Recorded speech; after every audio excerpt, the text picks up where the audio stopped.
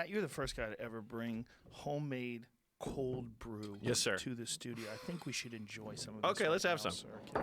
Give us Yeah, a it's pretty much kerosene, so you want to sip it. Be careful. Is it really? I usually dilute it with a little bit of water. Wow. But yeah, I got this. Found out about this guy, this company called Tristero, where it's a guy, and he just roasts all these beans from all over the world and drops them off at this one bicycle cafe. And You live in Venice or something? No, I live in Los Cheers. Feliz, close second. Close enough. Cheers, buddy. Cheers. Thanks for having me. My pleasure. I had a coffee expert on the podcast before. Just started. I mean, I don't know anything about coffee. Just out on a whim, had this guy Peter Giuliano.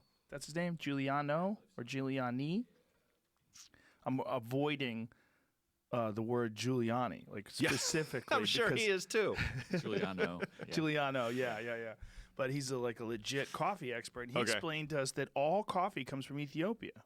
Oh, really? Yeah, all of it came out of there. That's like the That's root where it of originated. It. Oh, okay. Yeah, And and then they started growing it in Latin American countries and all over the other place. Yeah. Colombian. You know, we're always as a kid, Colombian coffee was like the course. thing. Like Juan Valdez. Juan Valdez. Yeah. Yeah. He's still. I went to Colombia over the summer, and you still see pictures and drawings of him everywhere. Really? Because he brought kind of fame to Colombia Yeah. and differentiated it from out the other South American countries. Yeah. Well, this guy was really. This is actually very good cold brew. Oh, cool. It's very tasty. Nice. Interesting. It's a different flavor. Yeah, I mean, cold brew coffee, you take at least 70% of the bitterness out, and it makes it smoother, and there's no acidic, and you don't get that's the stomach sourness Yeah, you get when right. you drink a big pot of hot coffee.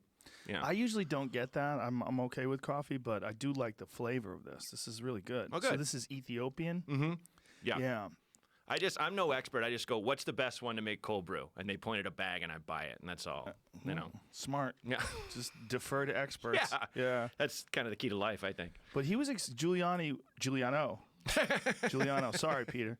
He was explaining to us that the reason why they all have these different complex flavors and how they would take care of the beans, because Ethiopia is a very dry climate, whereas Okay. South America is very hot. So they developed all these problems with coffee rust. Have you ever heard of coffee rust? Yeah.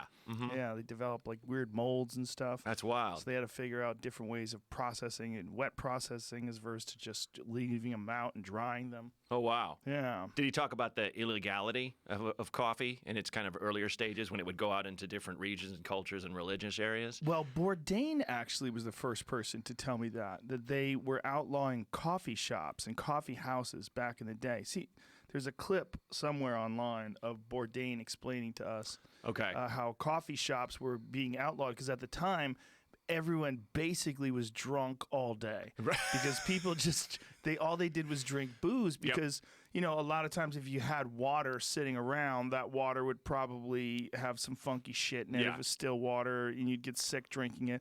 But you could be if water had the alcohol in it, you wouldn't get sick. It's a preservative. Yeah. Like monks would only drink beer. And, Yeah. And Isn't like, that crazy? It's not. I can't Monks. imagine if you've ever had like Belgian ale. It's like, I Yes. have 3. I'm just like, okay.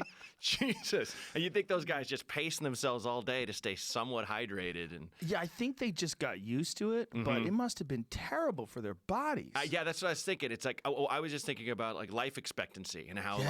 like now I feel like we're going to see people living well into their hundreds and stuff, and like our generation and younger. But back then, you're just like, you're 30, all right, you should make a will, man, because it's Well, it's just if anything went wrong, you were done. Whereas, like, I have a lot of friends that had their appendix taken out, Right. or they broke a leg hiking and Yes. they managed to get okay. You know what I mean? Yeah. But like back then, that was the wolves ate you. They just leave you. Yeah. So the wolves don't come after the rest of us. You And just take one for the team. If your appendix went, you were just possessed by demons. Nobody knows what the fuck happened. Yeah, you just struck dumb and like just fall down. You And, just rotted out from the inside, and Yeah. no one knew why. and the amount of I read this statistic that like something like 80% of medieval land battles were fought drunk or something. some insane ratio. That, Of course, it would have to be. Yeah, I would have to shotgun a bottle of Jack to pick up like a battle axe and just run into a crowd of guys and just start Yeah. swinging away. Well, the Vikings were Horrifying. famous for waging war while they were on mushrooms. Yeah. They would eat psilocybin mushrooms and just fucking go banana. Maybe Amanita muscaria, too, I think was the other mushroom that they ate. And they would just go fucking crazy with axes while they were, who knows what they were seeing. Well, it's that the legend of the berserker. You know, Yes. where we have the term berserk from. You're obviously familiar. Yeah. You're a warrior philosopher, so you know that is. But like, yeah, that's probably what you just go into a trance, and you're just killing everything in sight, and you're basically like an insect on cocaine that's just chopping everything down around you. Yeah, you remember we were talking about that new Viking show that's on Netflix? We missed it. It wasn't the comedy one. There's another one. There's another one that's like a serious Viking show on Netflix that's supposed to be like the show Vikings, but way better. Which I kind of like, the show Vikings. Yeah, it was good. Pretty good. It was good. I thought it's funny though how image the Last Kingdom. That's That it. Last one, yeah, Kingdom. yeah, I yeah, heard yeah, that's yeah, amazing. That's it. Where I'm so, we focus on one thing, where it's like you watch Vikings, you're like, where are the hats? Where are the Right. helmets with the Yeah, horns? what the fuck? And Where it's are the just like, helmets with the what's with all these horns? braids everyone Yeah. has? You know, I don't. These are normal Head people. tattoos. They should all be monsters. But it's Yeah. like Vikings were all sizes. You know. Right. Well, they were all big. Like the problem is like there's not that many giant actors unless you want to recruit football players. It's so true. You know. Yeah. But if you go to Holland or something like that, one of the things you walk around, you go, God damn, everyone's big. That's a good point. Yeah, in Norway Yeah. and Norwegian countries, they're very tall. The median height is like 6 feet, which is Yeah. insane. Well, Iceland has a disproportionate number of strong men competition winners. Those guys who win the strongest man in the world. Yeah. You know those dudes who throw barrels Of over course. the top of. Oh, I love it. Yeah. Those guys, a lot of those guys come from Iceland. Well, the guy who plays the mountain, Yes. he who took the strongest man in the world Yeah. title. He's from Iceland. He for sure is. He's fucking huge. Like if you saw that guy coming over a hill on a horse swinging a sword, No. you'd be like, "Oh fuck, It's this is over. the day. Yeah, This is the day we stop existing. we're done. This is the day my clan gets wiped out." Or that thing where they to save lives, they'd be like, our champion fights your champion, and then that person wins, and then that guy comes out, and you're like, Yeah, fuck. I was so good back in the knife gym that we train in, but this guy. Well, that was the saddest part about Game of Thrones was that the cocky bisexual guy. Oh, he yeah, was winning. The Red Viper. He was ahead. I was broken up with my now wife and was just back from a weekend on the road and was hungover and was just like, I'll watch Game of Thrones. And I just tweeted like, I'll watch I still have it. Don't tell me what happens, blah, blah, blah. Just to have some connection with the outside world, Right. in my 1-bedroom apartment. And I watched, and people were like, don't watch it alone. I was like, what? And I watched it and it just ruined me because it's so fucked up.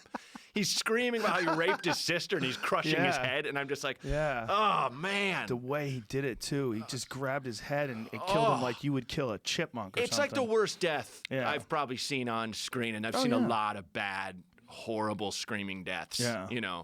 Like it was worse than like the guy in Saving Private Ryan where he's like, wait, no. And the guy's just sticking the knife in. There like, it is right here. Oh, God. Brutal. Yeah, it's also looks possible. Yeah, well, I think it's something you write in a fantasy novel. Yeah. Like I don't know how someone could have hands that strong. Oh, he has hands that strong. Yeah, you're right. What am I saying? He's the strongest man in the Yeah. world. If anyone has hands that strong, it's him. Yeah, I mean, he's going through the He could- eyeballs. he could He's pop a definitely- head. Yeah, for sure. Eyeballs first. It's grab a grip. your head. Yeah. Like, don't you think you could do that to a baby? Oh, I thought. I mean, you couldn't, but you could physically. Right. Yes. Yeah, you couldn't morally. If a and demon took ethically. over my Yeah, body, yeah, sure. Or meth. You're right.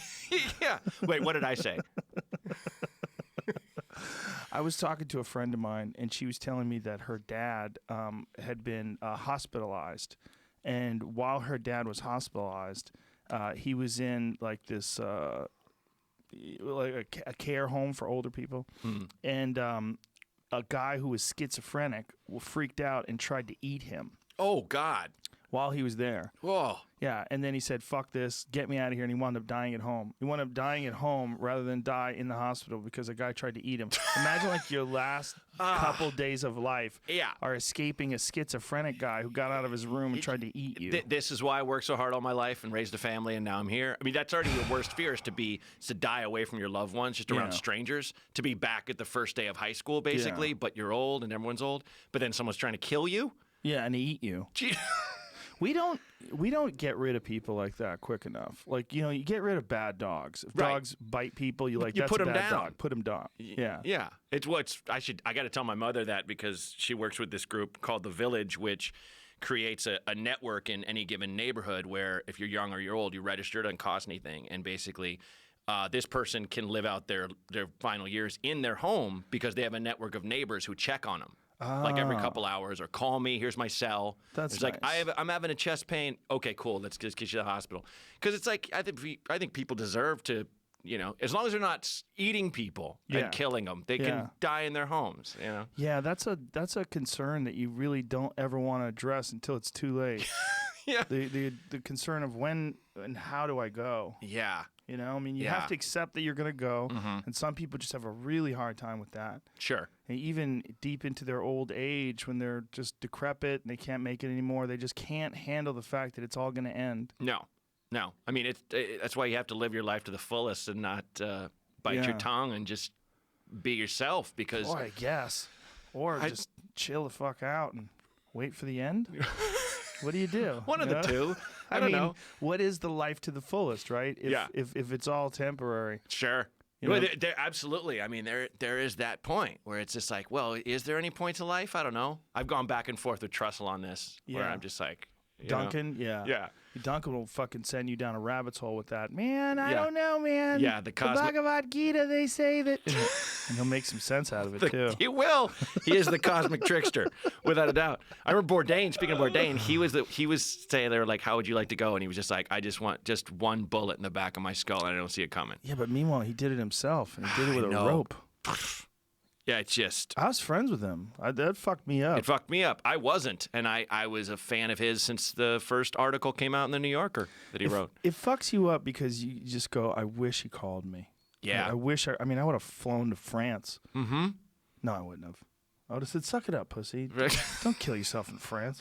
Yeah, but Come back to America. You wish he would have checked in. Yeah. Because, I mean, I think it's all about perspective. There are times where we've all come close to not necessarily putting a gun in our mouths or a rope around our necks, but where you just feel like there's no point. Yeah. But someone can just come in.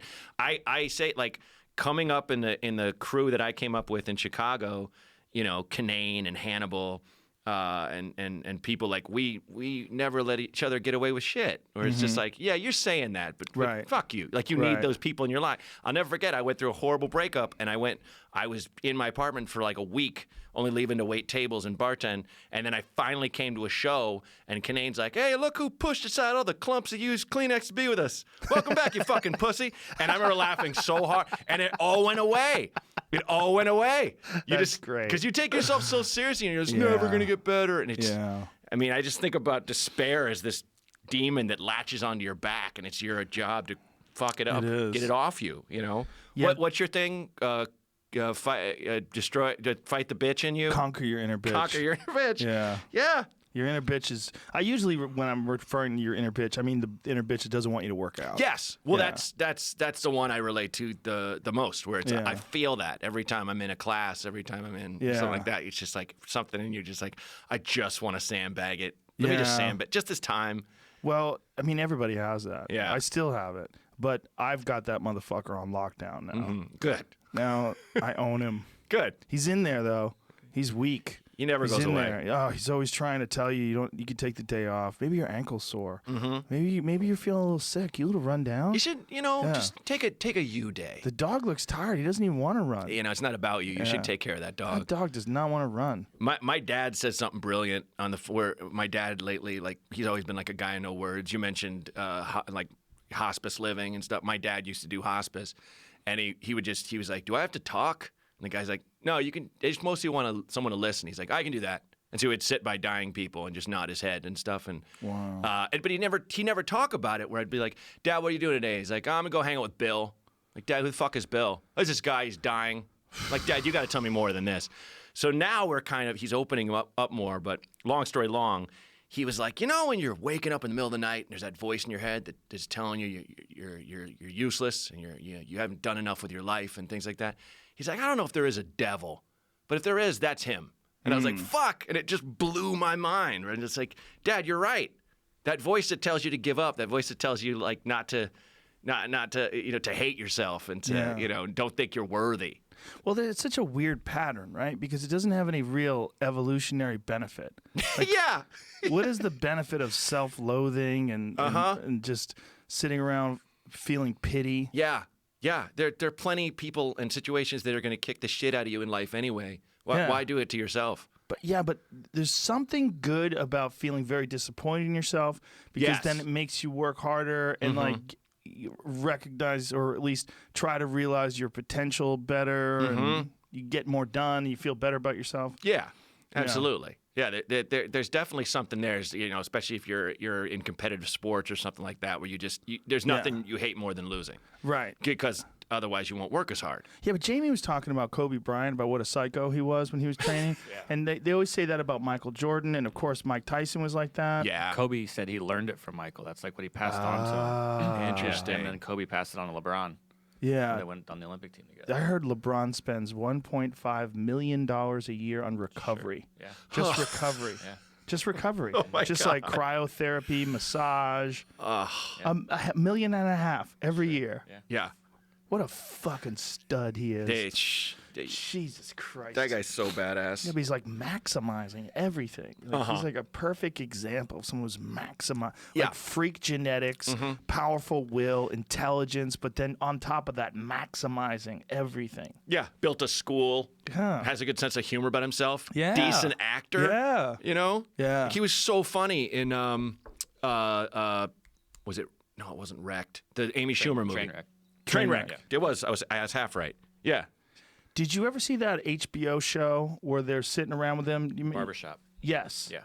He's fucking great in that. And you get that insight. It's like, oh, that's why you're so good. You're fucking crazy. Like, he was talking about his son playing, and he's talking about his mom, and like, it's just his drive, and he doesn't let anything go. It's fascinating to me. Yeah, the people like that are like extreme winners, they're such a rare person. Yeah, you know? and it's rare that you could probably stand to be around them. Yeah, that's the thing. Especially like your kind of your tech billionaires or stuff like that. It's like after a while you'd be like, I'm gonna go to the comedy store and we're gonna break each other's balls for a while because this is weird, man. Right, like Steve Jobs, Yeah. like known by everyone as a extreme cunt. Yeah. Right, he was just a cunt. There's no way around it. Yeah, brutal. Do you remember that video? There's a video. It's he's demonstrating an Apple product, and he can't get this camera to work, and he's pressing all these buttons. It doesn't work, and he throws it at the engineer with this like pursed lips. And he's like, "Here, you fix it. See if you can get it to work." Yeah, And he just wants, "You fucking loser! I'm in front of 1 million people." Yeah, and he can't. Yeah, he he can't can't. lose his mind Right. because it's like that Japanese ethic of the person who loses their temper first loses. Right. No matter who's right or wrong. Well, I'm sure he loses his temper privately. Oh, without a doubt, that guy's Yeah, probably. there it is. Watch this. It's like he can't get it to work. My camera's not turning on. What's that? I did slide it and let go. Angry. Not turning on. Watch this. Look at that. Okay. But he's like this. Yeah. You fucking turn it on. He's this close to the Roman emperor. It's just like, seize him! Kill Kill him! Throw him in the boiling pit! You got to think Jeff Bezos is like that too, right? Yeah. Has to be. Has to be. And just to be the richest man in all of the world. It's not real. He's not really the richest man in all the world. He's the richest man who has a publicly declared income. Ah. There's a big difference between him and Really good point. oligarchs. Yeah. The oligarchs, probably drug cartel. 100%. Well, not leaders. drug cartels. I don't think they have that kind of money, but I think for sure Saudi Arabian princes and Middle Eastern. Declared income. Yeah. You're right. They have trillions. Yeah. Yeah. Jesus Yeah. Christ. Yeah, that's different. People don't talk about that, and those guys don't talk about that either. They just go, they let Bill Gates take the rap. Sure. Meanwhile, they own like whole countries. It's almost like how people that went to college with or was around that their family, they came from money. They never showed it. Oh, of course, They always yeah. wore bummy clothes, but like someone who was acting like they had money to have like a Dunhill lighter or something, Right. a Rolex or something Yeah. fancy. But like that's those countries basically. Yeah. Like the kid with the scuffed up gym shoes that you're like, man, I know Michael Milken's your dad, dude. I Right. know he's your dad. Right. I was gonna play with this kid, and I was like, Oh, really? Yeah, I think he was kind of like, It's got to be unnerving for him. yeah, he was a good guy. I don't know how much contact he had with his dad, but it was just like, your dad's the junk bond king. Right. Not only is your dad the junk bond, your dad, the whole reason why you're getting by so smoothly and the walls are so greased for you in this life is your dad was a human scumbag. Yeah. Full on with wealth, there's always a displacement. Someone's rich because other people are poor on some level, but that was the most direct correlation. That always the case? Like, how about this? Like Beyonce. Is Beyonce rich because someone's poor, or is Beyonce rich because she's talented and she worked hard? No, listen, don't get me wrong. I don't think it's across the board like that, but I just think in terms... In a lot of ways. In a lot of ways, yeah. No way, not every time. Right, but people love to say that. Yeah, of course. You know, like, you sure? Okay, did Jennifer Lawrence fuck a bunch of people over, or is she just really good at acting? Yeah, she's amazing. Yeah, like, are you sure No. that disparity of wealth is because someone's out there being evil, or is she just really good? Right. Well, and the thing that gets me is that they always dump on those people, the public figures, the people like sport, especially biggest example are like sports figures, where like, I mean, should he get that much for a fight? It's like, do people want to watch you fight? Yeah. Should you get that much? Do you want to go fight Canelo Alvarez? I'll fight him. I'll get knocked out for $1 million. That's my favorite. People would say that. Oh, I'd fucking get punched by Mike Tyson for $1 million. Yeah. First of all, you'd have to get enough people that want to pay to see you get knocked out to make it worth $1 million. To see you lose your life. Yeah. Quite frankly, Richard Lewis had that joke about his uncle. I remember when I was a kid, and I'm watching on TV and like laughing till I cried, where he said, "Oh yeah, I think it was Tyson actually." He's like, "Yeah, I'd fight him for $1 million." He's like, "Yeah, like anyone would pay $300 a seat at Madison Square Garden to see an old Jewish guy get punched once in the face and cry." And I laughed because it was so specific. You wouldn't even be crying.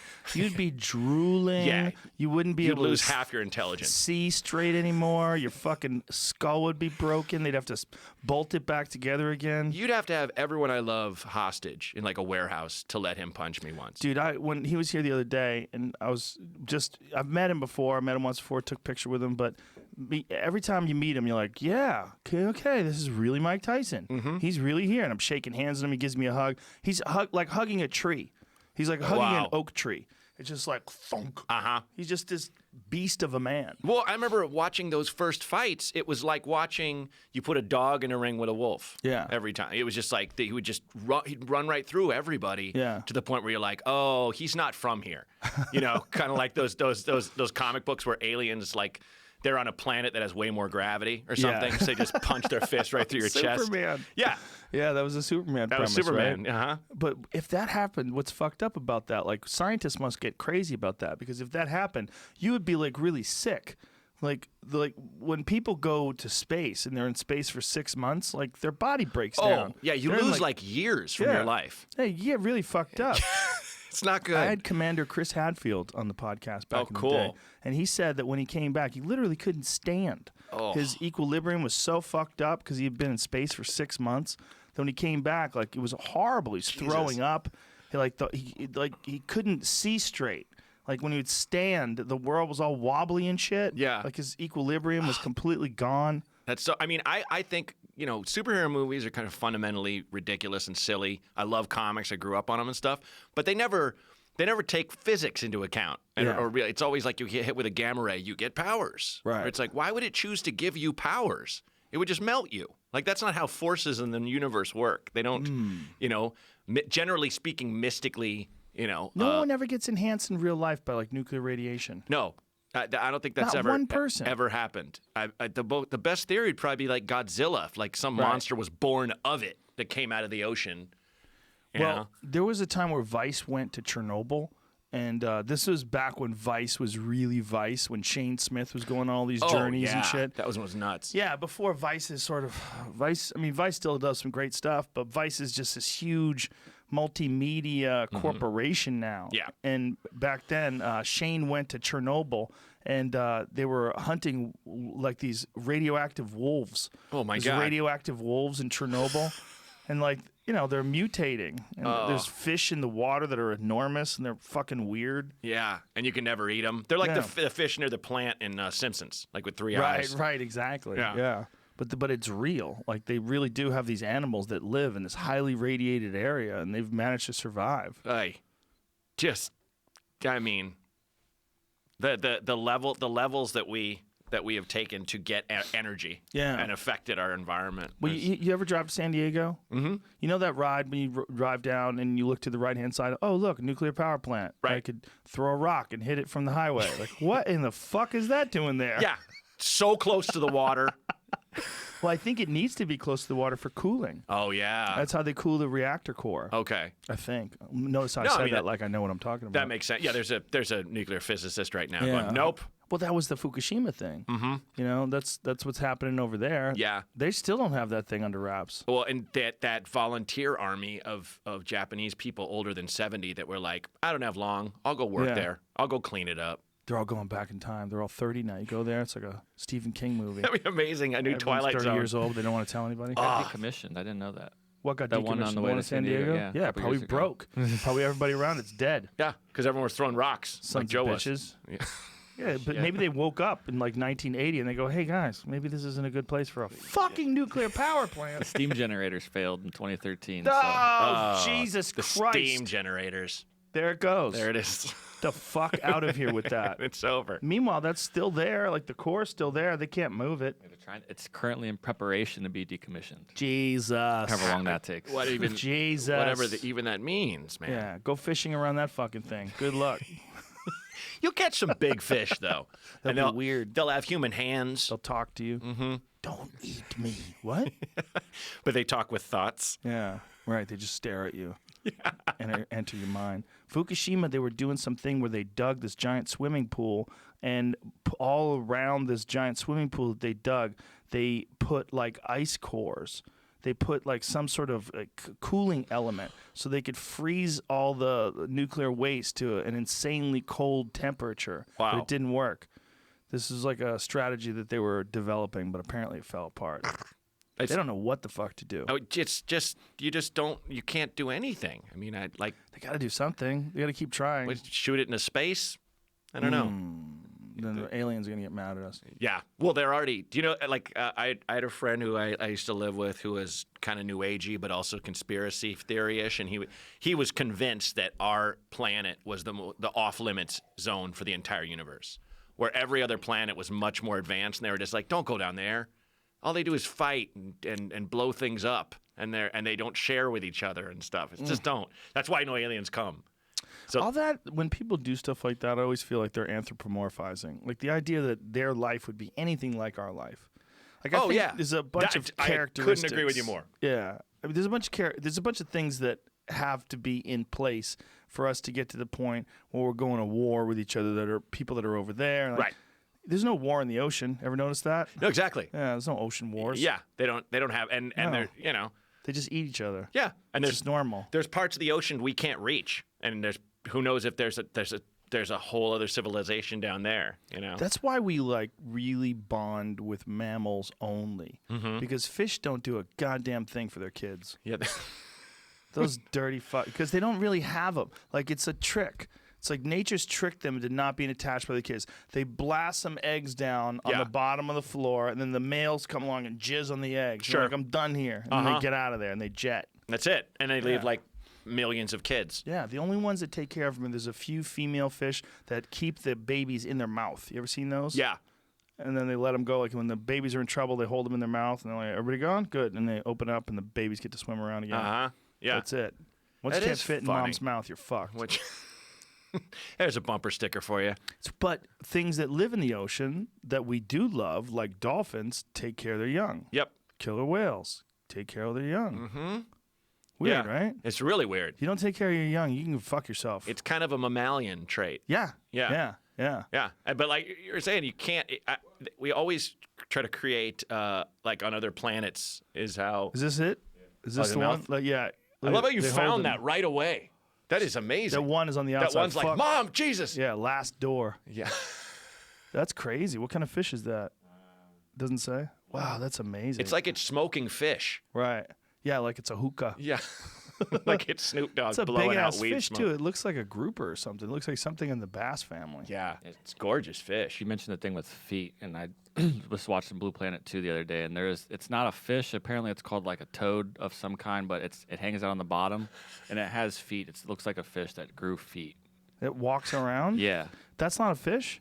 I don't believe so. It's actually some sort of toad, I think, technically. Whoa. But yeah, and they look like human feet almost. It look like has toes and everything. That's amazing. Well, one of the weirdest things that I ever saw about the ocean was there was a theory that was going around a few years ago that I don't know if this is legit or not. Google this. They think that it's entirely possible that octopi may have come from eggs that were frozen and landed here from an asteroid. There was speculation that there was something about the way. Really? Yeah, the way that they the DNA and RNA of octopus are so different than every other animal in the fossil record that it's almost that there was a consideration that they might have actually been an alien species. Because the term, what panspermia means? Mm-mm.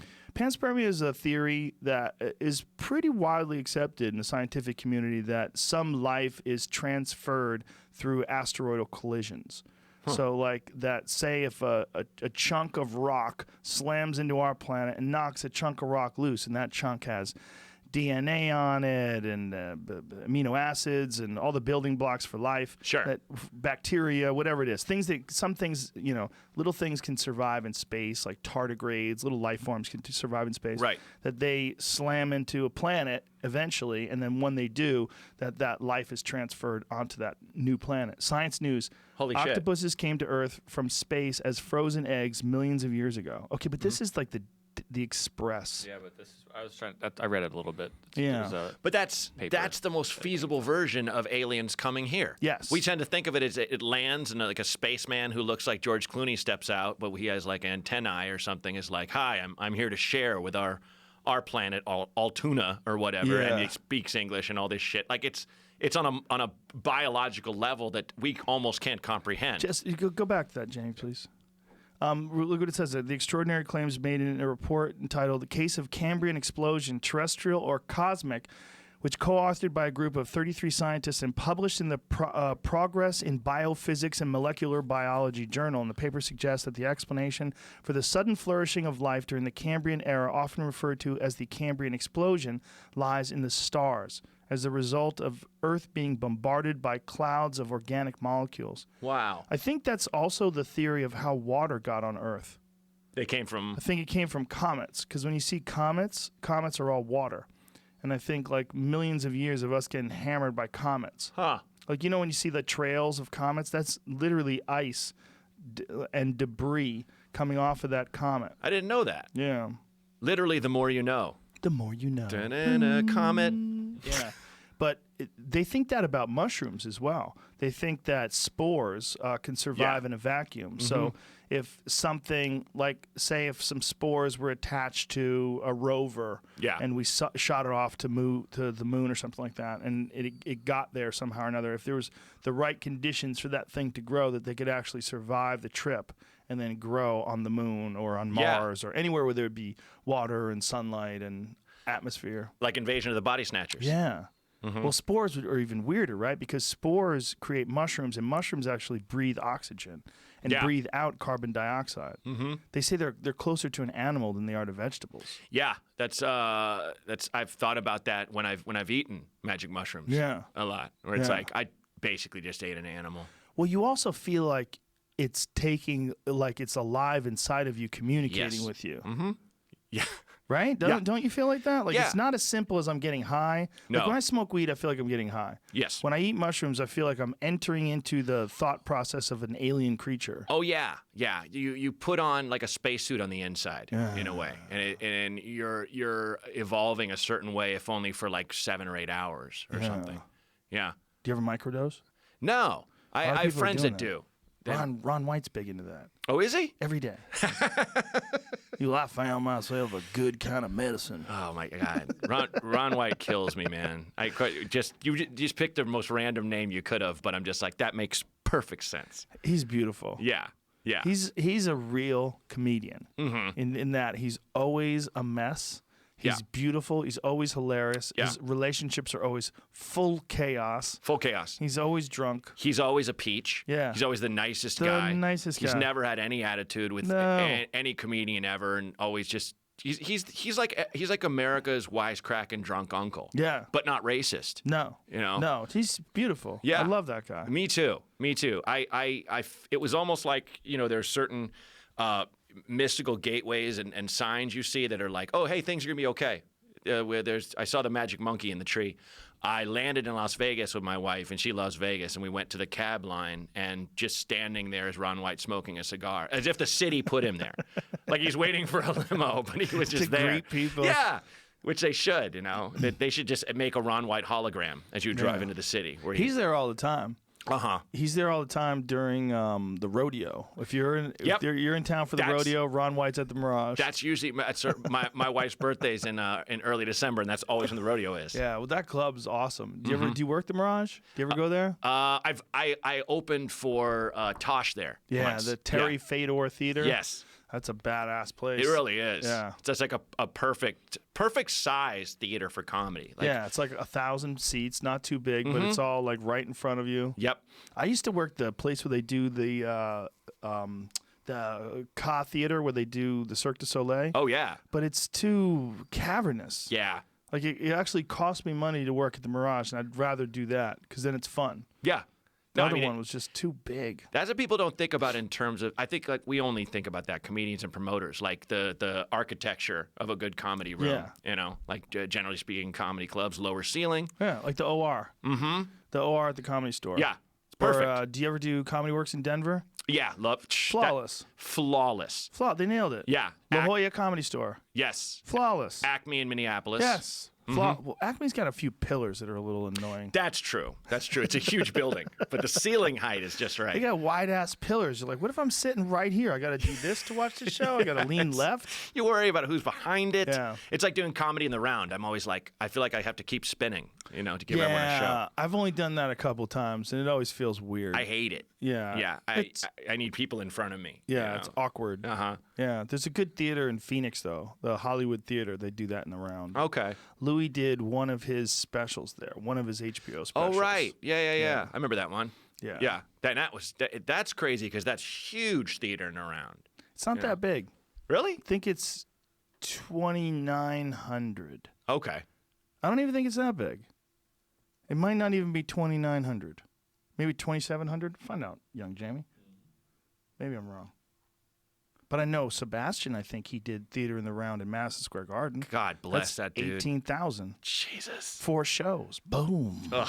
So good. Boom, boom, boom. He's one of those guys that, like, back when no one knew who he was, 3 years ago or so, like, I would make a point to stick around and watch him at the store because he's so fun. He's a great guy, too. Yeah. He's another guy, like, no one begrudges. If you begrudge Sebastian his success, you're probably a shithead. Well, and you probably don't like fun. Yeah. I mean, I have such a blast watching him because it's like he's like a silly ballet dancer. Yeah. Like making up all these stories and through his facial expressions and how his physical comedy is just par excellence. I love it. Yeah, and he's always annoyed. Like everything is annoying to him. Like that's his whole thing. Yeah, that's it. It's everything around him just pisses him off. Yeah, if he ever achieved peace, like peace of mind, it would be terrible for his It'd be awful for his. Like, what would you do? Yeah. I used to legit think about that when I was starting out, when I was starting to do comedy. Like, I wanted to meditate and to try to do these different things, but I thought that's got to be bad for your act. I should probably not. That's do these crazy. Things. Yeah. Yeah, I know. Like, I remember guys saying, like, "Oh, don't be healthy. Right. It's bad for your act. Yeah. You want to feel like shit. Yeah. The only time you feel good is when you're drunk. Right. That's it. You want to be depressed. You want to be angry and lonely. Smoke cigarettes. Desperately need their attention on stage. Yeah. Where it's the only place you live. We're all fucked anyway. Who cares? Well, some of my favorite acts were like really like Richard Jenner's one of my all-time favorite acts. Was super depressed. Wound up killing himself. Yep. And just like, God damn it. Yeah, it was maddening when I heard the news because he was one of those go-tos that I could just I get fed up with comedians that aren't fans anymore. That right, like me too. I remember a guy in Chicago who you ever have those people you start out around and you're like you just look at them and you never say it but you're like I never want to be you, man, never. Yeah. And he would be in the back and would go ha funny, like is it? Because you didn't laugh. You made a noise like laughter, but you see everything as a competition. So it's like, and I love watching good comics, whoever they are. And like Richard Jenny was one of those guys that's just like, this guy's an ace. You're like Brian Regan, where it's like, I'm never not going to laugh. Yeah, he's such a sweetheart too. Yeah. We've talked about this on the podcast, that I think what that came from was there was a famine mentality that existed in like the 80s and the 90s, because the only way you could become successful is if you got on the Tonight Show, and there was only one slot a night, and there's only 5 nights a week, and then they don't always have comics on either. And then the only other way you could get successful is if you got a sitcom.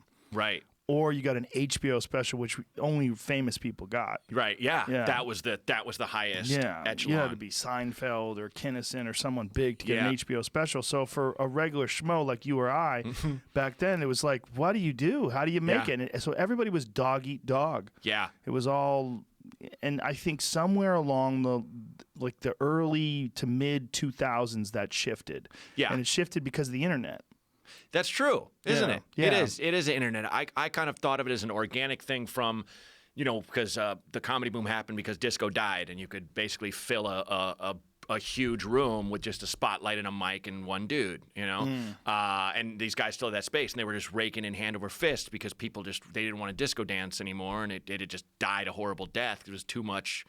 Cocaine. Like cocaine and everyone did disco. Like Kenny Rogers did a disco song. It was just like everybody. Kiss did a disco song. Yeah, I know. And so I thought it was because that kind of faded out, we kind of just came to our senses as audience members and comedians. But you're right, it is the internet. Yeah. That's what changed it. Well, the internet came along and comics started promoting themselves. And someone who really deserves a lot of credit is Dane Cook. For sure. Dane Cook was the first guy to really become famous through the internet. Yep. And then everyone, including me, started paying attention, going, oh, like this is another way. Like even though there is the regular way of television shows and movies and all that stuff, there's this way too. And this way just made, at the time, he was the biggest selling comedian of all time. Yeah, he spent like 20 grand on a website, which to me at the time, I was like, who has that kind of money? And why? Yeah. Buy a car. But he was the smart one. And he also spent all day responding to people online. Everybody. And then, built up this reputation for doing that. Yeah. And then promoted the shit out of himself through MySpace and all these different ways that he promoted, the shows and stand-up, and then became gigantic. Yeah. And then everyone else around 2003 or 4, that's when we all started to jump in. Right. And comics had MySpace accounts, and comics had Facebook pages, and I had a website in the 90s. I had a website way back in the 90s, but I basically just wrote blogs on it and had a message board and fucked around on the message board. But what he did was use it as a business vehicle. Right. Like a way to actively promote himself. So then somewhere in the mid 2000s, comics started doing internet things, like little internet shows, like Crackle was a thing, and they were doing little online things, and then people were working with each other more. Yeah. So instead of comics being like competition, there was camaraderie. Sure. We were doing each other's stuff, and then podcasting took it over the top. Yes. Once that happened, then everybody realized, oh, you could really help each other. Yeah, and you don't have to use. I feel like in between there, one thing you left out was the amount of the rise of what you call the internet comedian, where they just kind of would make blogs and they had people that would edit them so they would be funny. Yeah, you know what I mean? Yeah, like you and I have come up over 20 odd years doing stand up, where you learn timing, you learn how to read an audience, the ebb and the flow, your brain waves, and how to pick when to say something and how, because timing is everything. Yeah. With an internet video, you can have an editor just go, nope, here. He should have said that faster, and it's this thing that kind of vaunted these kids into, YouTube millionaires if they were lucky, but sometimes they'd go on the road and people were like, sometimes. What's going on? Every single time they'd eat plates of shit. Yeah. Like, you can't just do that's like learning karate in your basement, practicing in the mirror, and then going to fight in a tournament. It's like those guys. I saw that thing you put up online of those tutorials, horrible tutorials. Oh, fake martial arts. Come at me. Yeah. Slap. Oh. It's like that's that. Exactly it's like that guy entering, the squared circle with someone who knows what he's doing. Are they still doing that style of video where they edit constantly and make those YouTube videos where it's constant edit, where they cut out all the pauses? Is that still a thing? I mean, there's all sorts of styles on YouTube. I could find you 100 videos of that. But remember when that was like the primary way these people were doing these blogs? Everybody had it was like then you had blah blah blah blah. Like everything was edited. Like, Yeah, and it would cut to. It's almost like Yeah. watching Family Guy, Yeah. where Peter would be like, "That's that time I was into disco," and it cuts to him, and Yeah. he's like jacking off on a disco floor, Yeah. then cuts back. Yes. It was like that because you could Yeah. just do that. Yeah. We have to say it on stage. We have to have a segue and blah blah blah. We can't Right. just hit a click and you cut to me beating off and then back to me in the audience. you know? I've watched a couple people recently try to transfer that doing stuff in front of a microphone, in front of a video camera, to going on stage for the first time. I've watched that. Uh-huh. It's terrifying. It's terrifying, and it kind of breaks the covenant of an audience because anytime like I have an opener who's like they're like I'm actually fucking nervous and blah blah blah. Do you still get nervous? And I'm like, yeah, of course. I'd be a sociopath if I didn't get nervous almost every time. But you fight through it and it's fine. But I always tell them, look, man, the audience is rooting for you. Yeah. Like they want you to do good. Yeah. That's the thing that people forget. They think every time you're on the road, it's an away game. Unless you're a hot girl. Yeah. That's And the they don't know who hardest you are. road for stand-up is a hot girl. Yeah, it's tough. Hot girl with like showing some cleavage with a skirt. Good fucking luck. Yeah, because guys just don't take them seriously. That Yeah, sucks. guys are gonna be like, "What? You're funny too? I'm funnier than you, and I could Hold fuck you. on, yeah. If I could fuck you, maybe I'd like That's you it. better." That's it. Yeah, it's a perfect male privilege. Like that's not what I want from you. Yeah. I want sex. Well, that's a weird look too, like a girl with like long legs and a mini skirt and high heels on stage telling jokes. It is strange. That doesn't work. Well, your overly attractive comedian, male or female, has always been a little weird to me. Yes. There Yeah. are people that they're undeniable, and I'm like, all right, cool, But Right. it's like part of me kind of. A little too handsome there, fella. Little too. There was a guy who, when Kyle and I moved to LA and we were roommates, there's a guy that had a show and he was a comedian and a physical trainer, and he emailed both of us, like we were like, hey, can we get booked on your show? And he emailed both of us. He must have taken every email in his book and just sent it out, a blast of his. If you need to get fit, and the picture was a picture of him shirtless under a waterfall, like head down. Like someone's coming And at him. I was like, fuck this guy. And as I'm saying, fuck this guy, Kyle, all caps, goes, take me off your list, and just sends it. That's all he said. Because I was like, it's just Is like, that a waterfall? This look in a waterfall. I'm so in touch with nature. Sometimes I go backpacking by myself. my favorite, or probably one of my top 5 Onion headlines was the trucker guy is like, why do those homosexuals keep sucking my cock? and if you read the article, one of them, the second paragraph was, I'm just hanging out with a bro under a waterfall. We're enjoying the day. All of a sudden, he's sucking my cock. Like, what the hell, man? Hey, bro. Under a waterfall. Not cool. I'll think of that every time. The Yeah, guy's men under waterfall. waterfalls with their head back, like especially if they have long hair, they're like flowing through their locks. Yeah. And they tighten up their abs so you can see their abs real good. Yeah, it's like, did you take it? Did you take it? I'm flexing my core as hard as I can. Let me know when you're done. Super spiritual. Oh, gut comes out. Basically plant based. Super spiritual. Out here. There was a eating that- thing. There he is. That guy's taking it in the mouth, But though. that's like a kid. That's like a kid in Thailand. That's like a elephant coming on You that want dude. you want like the muscular white dude. Yeah, See, there that's he more goes. like it. Oh, Handsome man, feeling good. look at a girl. But it doesn't bother me at all when a girl's doing it. Get that girl back. Look at her. Hey, Weird. you go, girl. So strange. Live your best life. Under that waterfall. It doesn't bother me at all. I see a girl under a waterfall with her hair back like that. Not even a tinge of disgust. I don't even mind the guy under the water. Like that guy's just having fun. Yeah. That guy's not like Right. he's not going. Wait, what are you doing? Look at me. Right. Come back. He's not being Check out my Mr. abs. Spiritual Man. Like the one No. below it with his arms down. Yeah. Right below there, Jamie, on the bottom row. Yeah. That guy looks like he's having a good time. Yeah, Like, that's a fun dude. Fucking party, He's bro. super high. Why the world needs happy men. That's the, what kind of fucking article is that? I mean, Who wrote that? Some depressed dude right about to shoot himself. He's got a gun sitting on the desk right next to the laptop. It's like, why the world needs happy men. I'm trying to think who would write. It's like, yeah, well, of Look course. at that guy. That dude's rad. Bert, yeah, fat. That's, Oh, Bert wishes he was that that is skinny. a dangerous amount of belly. Bert Bert fucking loses all this weight every year. Yeah. We do this weight loss thing. No, the Sober October I thing. follow along. You're crazy. Last year with the hot yoga, and he fucking gains it all back every year. Yeah. Every year he I gains saw it back. him at Soul Cycle with his Fat wife. as fuck. Yeah. And he just, I mean, that's. It's unbelievable. He keeps telling me, he goes, he sent out a mass text to us the other day. There's a group on my phone called the Sober October group. It's Nice. It is one of the best text message threads ever. It's ruthless. Yeah. It's Segura, Ari, me, and Yeah. Bert. Yeah. And look at him. Something's burning with Bert Kreischer. That burn is not calories. That's what's not burning. No. But he sent out this message the other day like, I miss the heart rate monitors.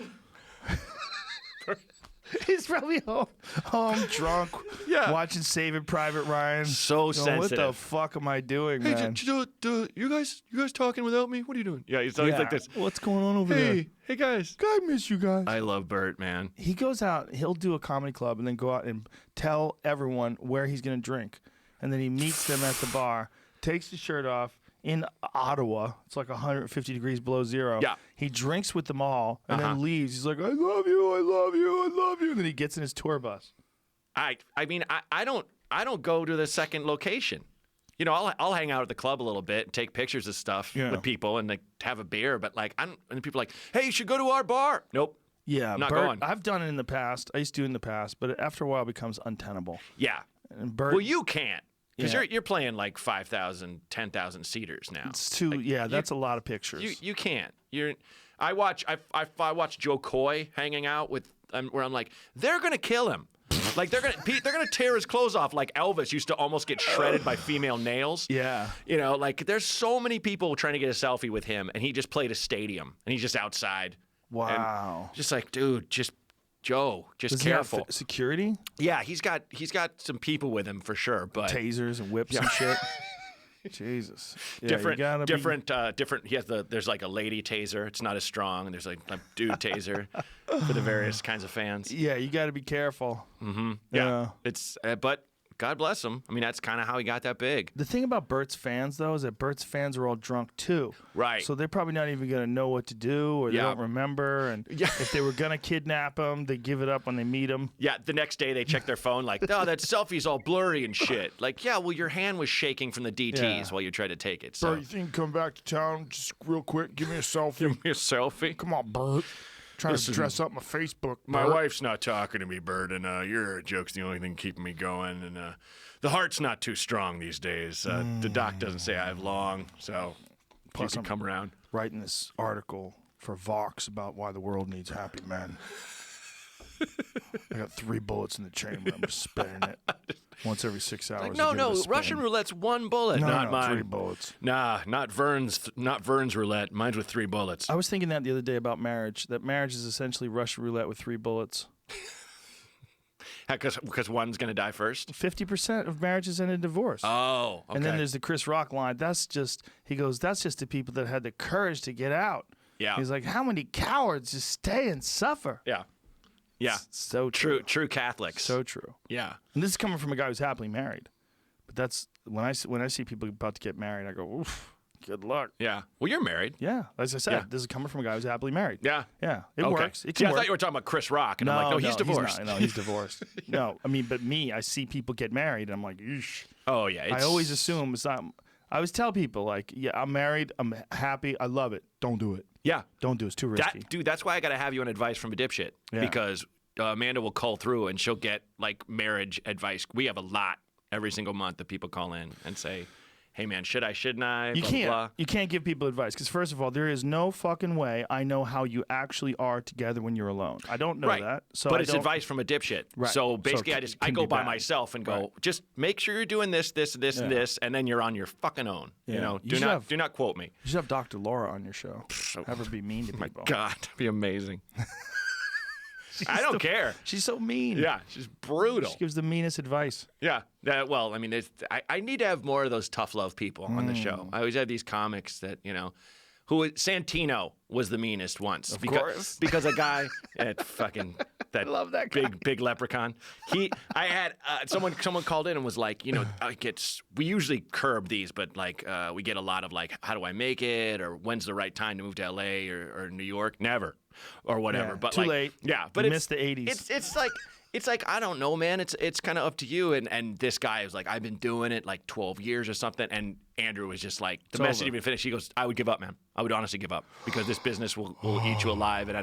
And that is something I don't have the heart. I'm a sensitive guy. I don't have the heart to say that to anyone, to just say, back it up and move on. It ain't for you. You know, but Andrew was saying that. And it was kind of like, yeah, I appreciated his honesty, you know? Well, it's like, I just think that it requires an obsession. yes. Like if you're not like fully obsessed, you're probably not going to put the thought process and the effort into it, and you're not going to survive the bombings. No. The bombings, like they test your soul. It's just nothing worse than feeling that amount of hate. Where I remember being in New York in the dead silence and hearing a guy in the back be like, "Are you fucking kidding me? Can we fucking go home now?" I mean, Jesus Christ, like audibly in the silence. Oh my God, Yeah, that's the worst. I hear that guy in my dreams. I was bombing on stage once, and this guy goes, "You're fucking terrible," and I was like, "He's right." There's nothing I could say. I didn't even respond. I'm like, nothing I can say, dude. Yeah. I'm with you. I can't even pull myself out of this. Yeah. I got nothing.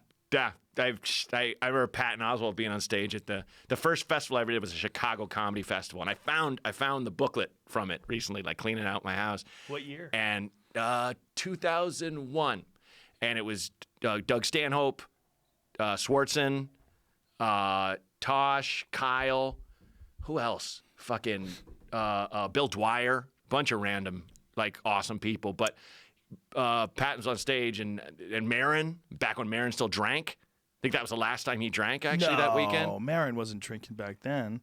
Maron wasn't drinking way back in the 80s. No. Did he start drinking again? Yes. Oh. That was like during the relapse period, I think. Oh. I remember because he talks about leaving the hotel, and a friend who was at the hotel was like, "Yeah, man, when you left, your luggage was sweating." Like, said it to Maron because he was so hungover. But Patton was like, you know, doing what him and Maron were just dropping in places, and this chick was so mad she got bumped. She's like, "You fucking suck." And Patton's like, "I agree with you. I agree with you." She was mad at him because she got bumped? Uh-huh. And so she was saying he sucked? Yeah, she's just screaming at him from the audience. And like, She should have said, "You get up, honey." yeah, well, I mean, I was kind of like, this is a free-form room. Yeah. I got bumped, but I a get to watch comic? Patton. So she's a comic Yeah. heckling? Yeah. Ooh. Oh, I know. She never made it, did she? Nope. Ha-ha. Yeah, I mean, and but it was that thing that was like, if you say I could be killing, and been one guy would be like, "This guy fucking blows," and I'm like, I believe that guy. Damn it, I don't want to. That's the worst is when you're killing, you see one person in the front row like this. Yeah. Like an old lady. Like, Scowling. Like, what are you saying? Yeah. I had an old lady like that at the store the other day. Older lady. Like, she was like halfway into my act. She still had this look on her face like, I don't know.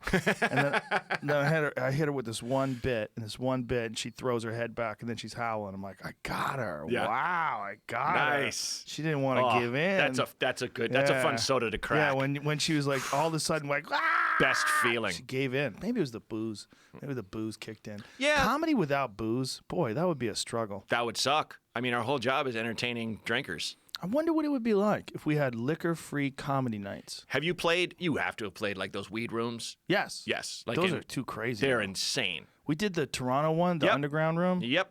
There was no air for the candles on the table. The candles were running on a promissory note. Yeah. There was no oxygen in the room. It was all just weed smoke. I was on stage midway through jokes and having second thoughts. Like every linear thought was a tree branch that was Yes. growing. Where I'm like, Yes. which one do I follow? Well, not only that, what did I already talk about? Yes. Yeah, if you're What doing have an What have hour- I covered already? I have no fucking idea. Do you guys know? Well, when I was doing it with Tripoli, and Tripoli was sober at the time. Okay. But we walk in this room, and the secondhand smoke is a fucking real thing. That's what I mean. I hadn't hit a joint. Oh, you I was hadn't? gonna wait till after my set. I don't like doing comedy high, and I felt high on stage.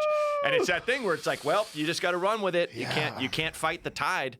Don't not- swim upstream. You're not getting any better. No. You just gotta keep going. I did. There's a show that guy Andy Haynes had called Midnight Run, where you'd smoke right before you got on stage, and you just hit this big joint. And I was doing great, and then I had this huge setup, and then my brain just the bottom fell out. Everything fell out. All ideas, all thoughts, my name, and I just went. It was like, and then the girl turns to me. I gotta go. And I walked in the middle of a setup, and that it was a crushed ending because people were laughing so hard. Because you're so fucked up. Because I just pulled the ripcord. I literally was like, I had a parachute that came out of my backpack that pulled me out of the room. Sometimes marijuana is your friend. Yep. And sometimes it'll fuck up your whole set. But sometimes it'll go, why is that? And then people go, yeah, why is that? And then you're off on this tangent that you probably would have never been on. And that tangent might be the best part of that set. Yeah. I mean, I think about people that were like from very regimented backgrounds and went into the military, in the 60s and then hit their first joint and went, this is dumb. Yeah. I hate this. Yeah. Because that's the thing I found about marijuana is it introduced truths about myself that I found hard to face. Yeah. And they were minute truths. They weren't anything big that I was afraid of or something, that like I really want to kill someone or something stupid. But it was just little things that would like bubble up. Yeah. And I think that's the craziest thing about that plant to me. Well, the idea that it makes you paranoid, right? That's it. It's the paranoia. Right. Oh, I don't like pot. It makes me paranoid. I really think it makes you hyper aware of all sorts of things you've been suppressing. That's it. Because when I'm feeling good, when I'm happy, like I've been a good person, I've been nice to people, I've done the things I'm supposed to do, I can get high and I enjoy the shit out of it. But when I got loose ends, when I got things that are fucking with me, maybe like something that went wrong in my life or whatever, and then I smoke pot, then it just gets weird. Yeah, and I tend to I don't smoke anymore and think about myself and get worried about me. I think about the world, and I think about way too big of issues, and I think about maybe we're all fucked and everything. And do you have children? No. Once you have children, then you start thinking about the future. Yeah. Like, what is it going to be like for my children's children or their children? Like what kind of toxic world are we going to be living in? Yeah. Yeah. This progress that we're exhibiting right now, if it keeps going in the same direction. I think we're living in a level of anxiety as a human race that probably 4 or 5 years ago I would have been like, we can't handle that, but we're somehow handling it. Yeah. Well, we're adaptable. Yeah, I've definitely ways. learned that. Yeah. But it's the amount of times I'm so happy for comedy. I'm so thankful that I'm a comedian and I'm around comedians that can kind of just let the air out of me anytime. What did you do before you did comedy? I was I was an actor when I was a kid. And then I went to school for acting, and then I went to Chicago and I got into improv and stand up, and that was it. Where I was like, I'll still do acting, but like this is where my heart is. Well, it's so much more fun. And it's so much more fun, do it. and it's so honest. Yeah. And it's so in the moment. I've said this a lot on here and there, but there's, when you're on stage and you're going through a bit you've done 50 times and you just drop it and go, you know what, fucking, I had the worst diarrhea today or whatever. Something that you just share, and the crowd goes, oh, because a defense attorney wrote this book, and one line in it was, the truth just sounds different in court. It just sounds different. Ooh. And it's the same thing for a comedian. When a person just goes, I don't think my wife loves me. And it'll get a laugh, but it's like, fuck, he really believes that. And now the crowd's like, ooh, yeah, good. Now this is the meat. You took the Cheetos off the table. Now you put the roast down. Now good. Now we have something to chew on. And that's the immediacy of that can't really be matched. Improv, maybe. Live theater, sure. But stand-up comedy is the moment. Like Buddhism, like stay in the moment. In comedy, if you stay out of the moment, you're no longer in the pole position. Your car's going to drive off the road because the ultimate bullshit detector is a crowd. Yeah, they know far more than they know they know. I've been reading these articles written by these angry women about Louis C.K.'s comeback, and some of them have been going to his shows and writing about the show. And one of them that I read today was from this woman in Pittsburgh. What I thought was fascinating, she said that he doesn't allow people to bring cell phones. They have those yonder pouches where you put your and the woman's her rationalization of this was, and she included me and Dave Chappelle in this, that we use those because we know that words offend, but we don't want the consequences.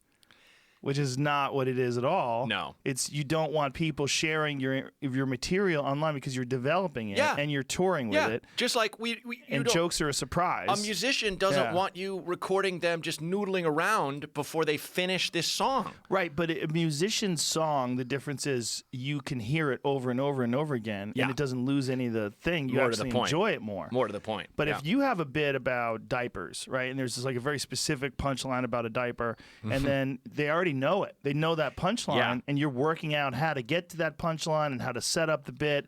But someone leaked the audio already. Yeah. Like that. Like Louis touring right now with that leaked set, Yeah. which is weird, right? Like all that stuff about the Parkland kids, and I don't know if he's still doing those bits, but he was doing some of those bits. Yeah. Like he has a bit about losing all the money and about how he bought a gold watch. Like those bits, like this woman referenced those bits in the article, which Yeah. means that she went to the show and he's doing the material from the leak, which he kind of Sure. has to do. Yeah. Because he's only, if he wrote an hour over the last 10 months where Right. he's been hiatus, what does he do? Like what, he can't, he's touring. So Right. is he going to tour with a whole new hour? Get the fuck out of here. Yeah. I mean, I feel like he's quite obviously a special case because of his behavior. Yeah. You know. Yeah. But it's almost like, I will say, that aside, like I have my problems with Louis and what he's done and everything. But overall, I'm on the side of free speech, and in terms of being comedians. We can't allow you to come in and film our shit or to record Yeah. it, no matter who it is, because it's the larger thing is like everyone. One thing with comedy is everyone thinks they're an expert. There's no other art form where someone's like, I know what the best shit is, or I got a friend funnier than you. Right, you know? but in all fairness, if I go to see a movie, I'm not a movie maker, but if I go to see a movie and I Right. think it sucks, I should be able to say, oh, that movie blew. True, but you're not allowed to go on set and film it yourself while they're filming it. Right. Well, And- you're also not allowed to bootleg it and then put it online. You'll Right. go to jail. Yeah, yeah. And, You and really and- will. Yeah, and people that record our stuff, like Stanhope was tweeting about that, about Yes. like how is this legal? Right after the And- Louis thing. Yeah, Yeah. and Chappelle has that thing that like the Comedy Works has, where you come in with your cell phone, they put it in a locked pouch. Yes. You get the combo, you get it when you leave. I was doing that before I did my Netflix special, but Smart. I was only doing it to really because I was tightening up my set and I didn't want any of it getting leaked right before the Netflix special. But once I filmed it, then I stopped doing it. Sure. Because I was like, it's too hard. Yeah. It's too complicated, and it's just like the internet is going to be the internet. Mm-hmm. It's just, it did make the show better, though. You know where it did make it better? Miami. Oh, really? Because in Miami, they're such chimps that they just kept getting up and walking out Yeah. and to check their phone. So Yeah. they'd get up, they'd go out to get their phone, they'd come back. And so they were all just like popping up and down. Uh-huh. Everybody's just trying to fuck and do coke in Miami. That's all they're Miami's doing. They're just insane, partying. dude. Miami will always be more insane than any given American city. It's just on another level. It's not America. It's forever young. It's Yeah. forever. It's forever Chaos. 21. Yeah. It really is like that. Like the name of that. It's a women's cocaine store. city. It is a cocaine city. I mean, it's created by cocaine. There's more Yep. banks per capita in Miami Oh, I know. than anywhere else because of cocaine laundering. Yeah, and you go there and they're like, you're gonna go out tonight? And you're like, I'm out. And they're like, no, man, it's 1 a.m. Yeah, we're no, not going out later. till 5. Yeah. What are At you? 5, they what are go you? to the after 60 years hours. old? And you're like, Yeah. what the fuck? I don't do that. You guys are crazy. I have a wife. They're all high. Yeah, They're all exactly. fucked up on coke and pills. Yeah. Running around rampant. You mentioned Chappelle, and we were talking about Bourdain before, and I will not say what the joke is, but that guy is such an alchemist. Like he can just make gold out of lead in terms of material. He had a Bourdain joke that made me double over laughing about the suicide. That wasn't talking about Bourdain per se, but about his own family member. I don't want to blow the joke, Right, but right. it was that thing where apologies to people who are listening to this. I know you want me to say what it is, but he's probably gonna do it in a special, so I don't want to do Right. that. But it's testament to how with comedy there's always a mission impossible. There's Yeah. always a topic like you cannot make fun of this, Right. and someone found a way, and it wasn't disrespectful, and I was just like, God damn it. You know, Yeah. he'll just say these setups that you're like, whew, where are you going with this one? Jesus Christ. Yeah, the idea that you can't make fun of something is crazy. Like, It's yes, you nuts. can. You might do it wrong, but someone can do it right. Yeah. Yeah, I mean, it might not be your style, but someone can do it. Like, Uh-huh. Everybody's got there's so many weird styles. One of the beautiful things about comedy is the fact that styles are so personal. Yes. Like Dave Attell might be able to do a bit that, Sebastian could not do. It's just not in his wheelhouse. Dave Attell is probably the funniest man on earth. He's one of them for Like, sure. That dude just just kills me. Yeah. Like every time. He's another magician. He just pulls shit out of the air. And he's so prolific. Yeah. He's just always writing, always tuning things. He'll call Yeah. you up and go, "Hey, you ever heard something like this before?" Because it's like it'll come too Yeah, he easy. He will. just wants to make sure. Yeah. Yeah. Yeah. Yeah, the comedy is so beautiful in that it really is an art form that you can't learn anywhere. Like you have to learn it yourself. Yeah. It's not like you can learn how to play the clarinet. You go and you take classes and then you practice music. You Right. don't have to ever created anything, and you could play beautiful clarinet music. Yeah. I mean, you don't have to ever have invented a single song, and you could just go out there and make a living playing the clarinet. Well, and you don't learn to play a clarinet in front of an audience. Right. You don't bring it to the clarinet open Yeah. mic and doo-doo-doo, boo, fuck you. You have to learn in front of people. Yeah, you're not going to get up there and play Flight of the Bumblebee right away. Is there anything else where you have to learn in front of people like that? I mean, even basketball, you practice in the gym. Yeah, there might be a couple friends hanging out. Yeah. But yeah, it is the only art form I can think of that you can only get better in front of a crowd. It's fucking crazy. It's really crazy. And there's no classes. All classes that you take are useless. Really. They're all taught by fools. Yeah. They're all sorry, folks, teaching comedy classes. Yeah, I've had Most of friends who have been. John Roy writes stuff online that I think is really illuminating, that teaches you what the business is really like and what the best comedy is from a comedian's perspective.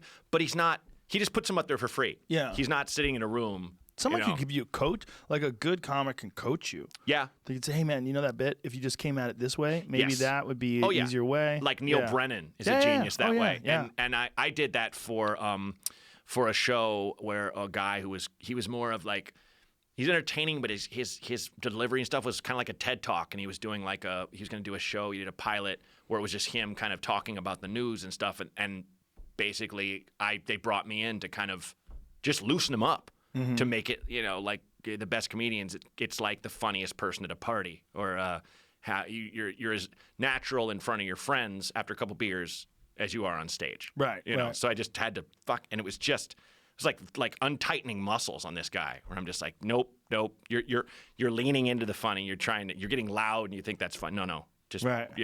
So it was fun. That was fun, just coaching someone. It's hard for people to see how other people are seeing them.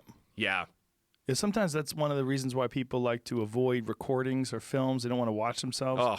Because you watch yourself and you're like, yuck. Oh, it's the worst. You watch an edit of your special. Because you already know the jokes, so they're not funny to you. They don't hit you. I have a special coming out February 5th called Finally Live in Portland, and What's it coming out on? it's going to be like Gaffigan's, Oh, like okay. everywhere. So Amazon Prime, Yep. all that jazz. Google Play, iTunes, all Nice. that jazz. Yeah, and I'm psyched. That seems to be the trend.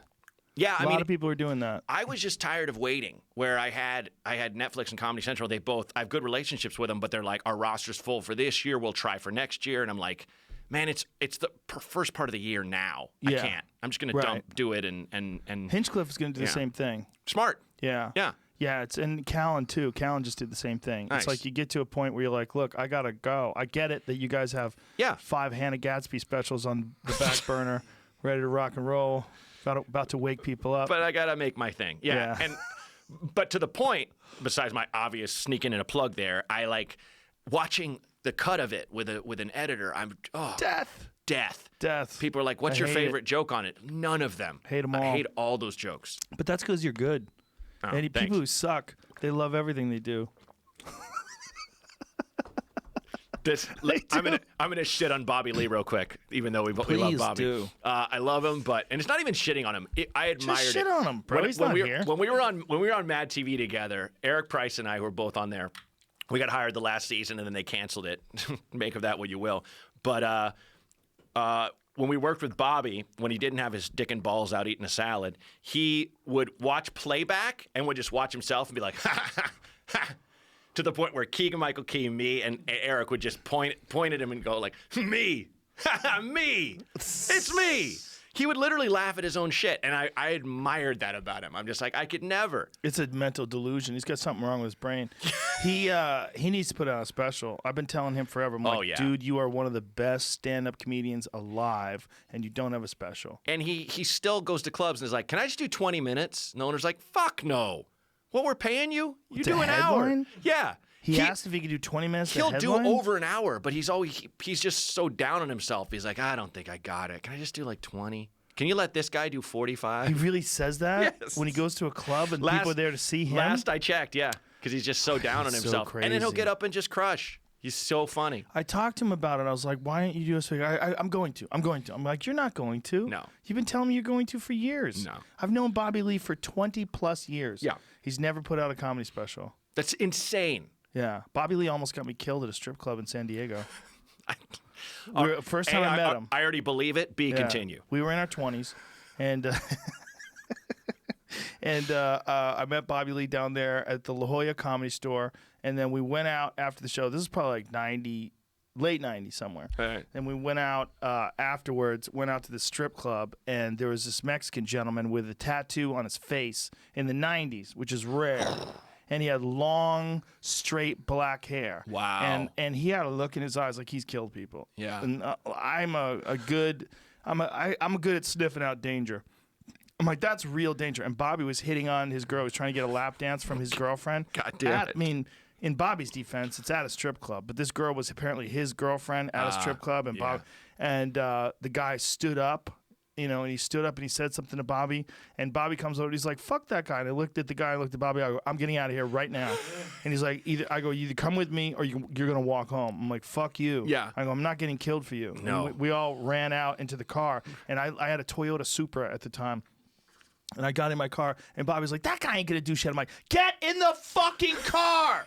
I'm like, "Dude, you don't understand danger. You're gonna get everyone killed. It's guys like you." Yeah. Bobby Lee's one of those guys that has no spidey sense. None. Zero. I have very strong where it's tingling, where I'm like, oh, I'm about to get jumped. Yeah. I need to just abandon my pride and run down the street. This right one now. was a real one. I was like, "Oh, this guy's like a gangbanger. Like this guy's Yeah. he had tattooed tears. He was legitimately scary looking. Yeah. Even if he was bluffing."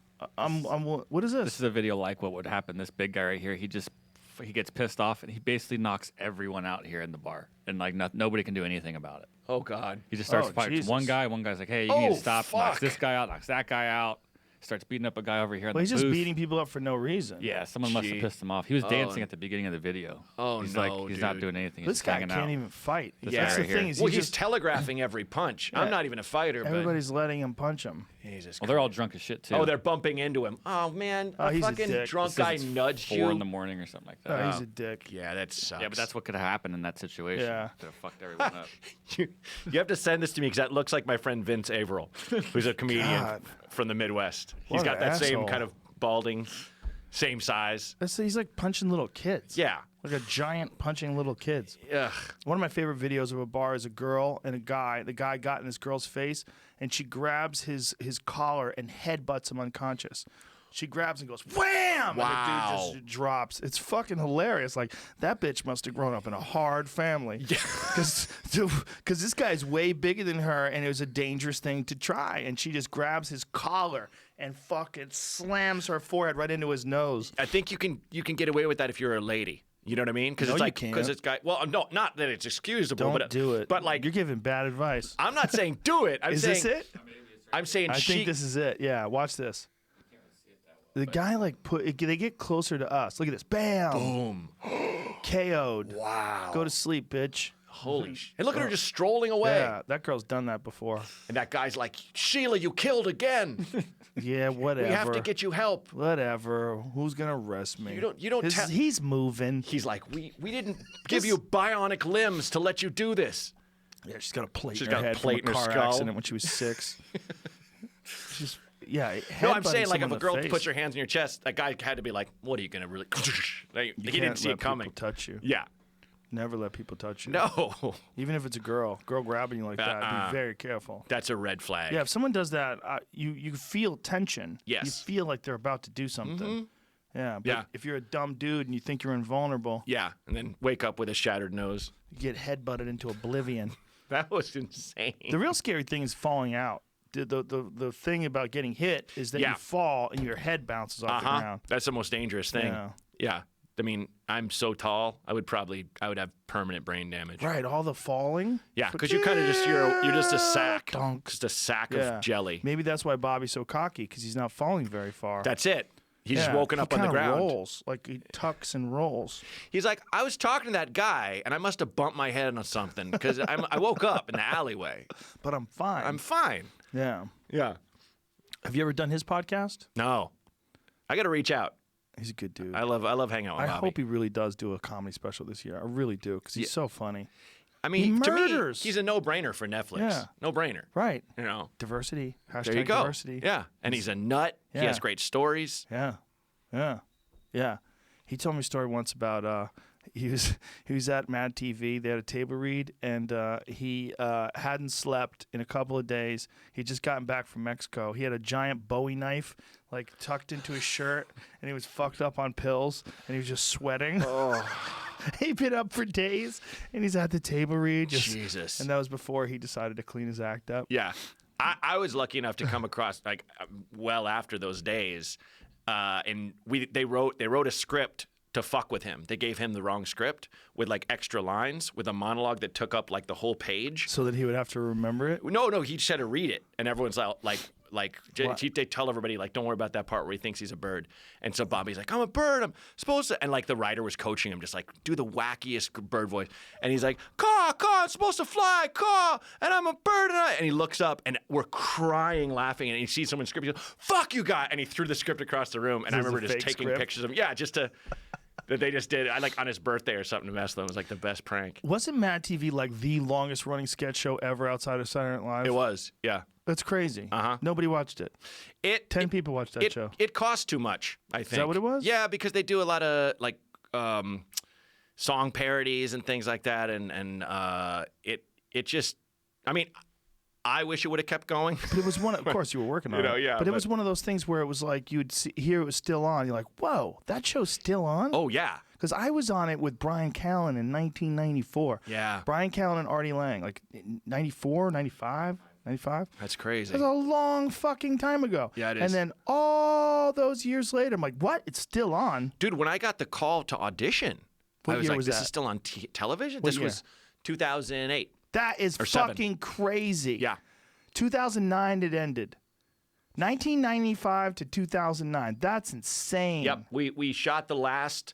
They canceled it. I want to say January of 2009, and they canceled it on my. They told everyone on my day off. Oh, so it was original network. It was on Fox. And why does it say the CW 2016? They tried to bring it back. Yeah. They tried to bring it back. Yeah, with like What? Adam Ray was on it. What? And a couple people I don't know, but What is the CW? Is that real? oh look, there I am. Is that a drug dealer's money laundering operation? The CW network? What is that? Is it like those? Dude, Yeah. I live south of Glendale, and there's a banquet hall every 2 blocks. I'm like, that's some laundering. Yeah. Come on, that's got to be some easy laundering right there. Banquet hall. They're just trying to figure out a way to get rid of money. Yeah. You got to move it around to justify their Who's income. to say there isn't a wedding every 2 weddings a day? Couple of weddings. Yeah. Here, there. Sure. Yeah. You got to think that if you're a person in this day and age that you're selling drugs and you're trying to launder money, you have to be super sophisticated about it. That's the hardest part. If you're making millions of dollars selling drugs, how do you have to own like laundromats or something. Yeah. Like you can't be like Pablo Escobar moving the money from the bottom of the top because it'll rot like fruit. Like there's so many rats in there. I was at a this is the best way to describe this without giving anybody up. I was at a luxury automobile place. And this one gentleman came in who is in the rap game. Sure. And they had a large bag of money. They were looking at Lamborghinis. I wasn't looking at Lamborghinis. They were like, Joe Rogan, you douche, you buying a Lamborghini? No. But they sold them at this place.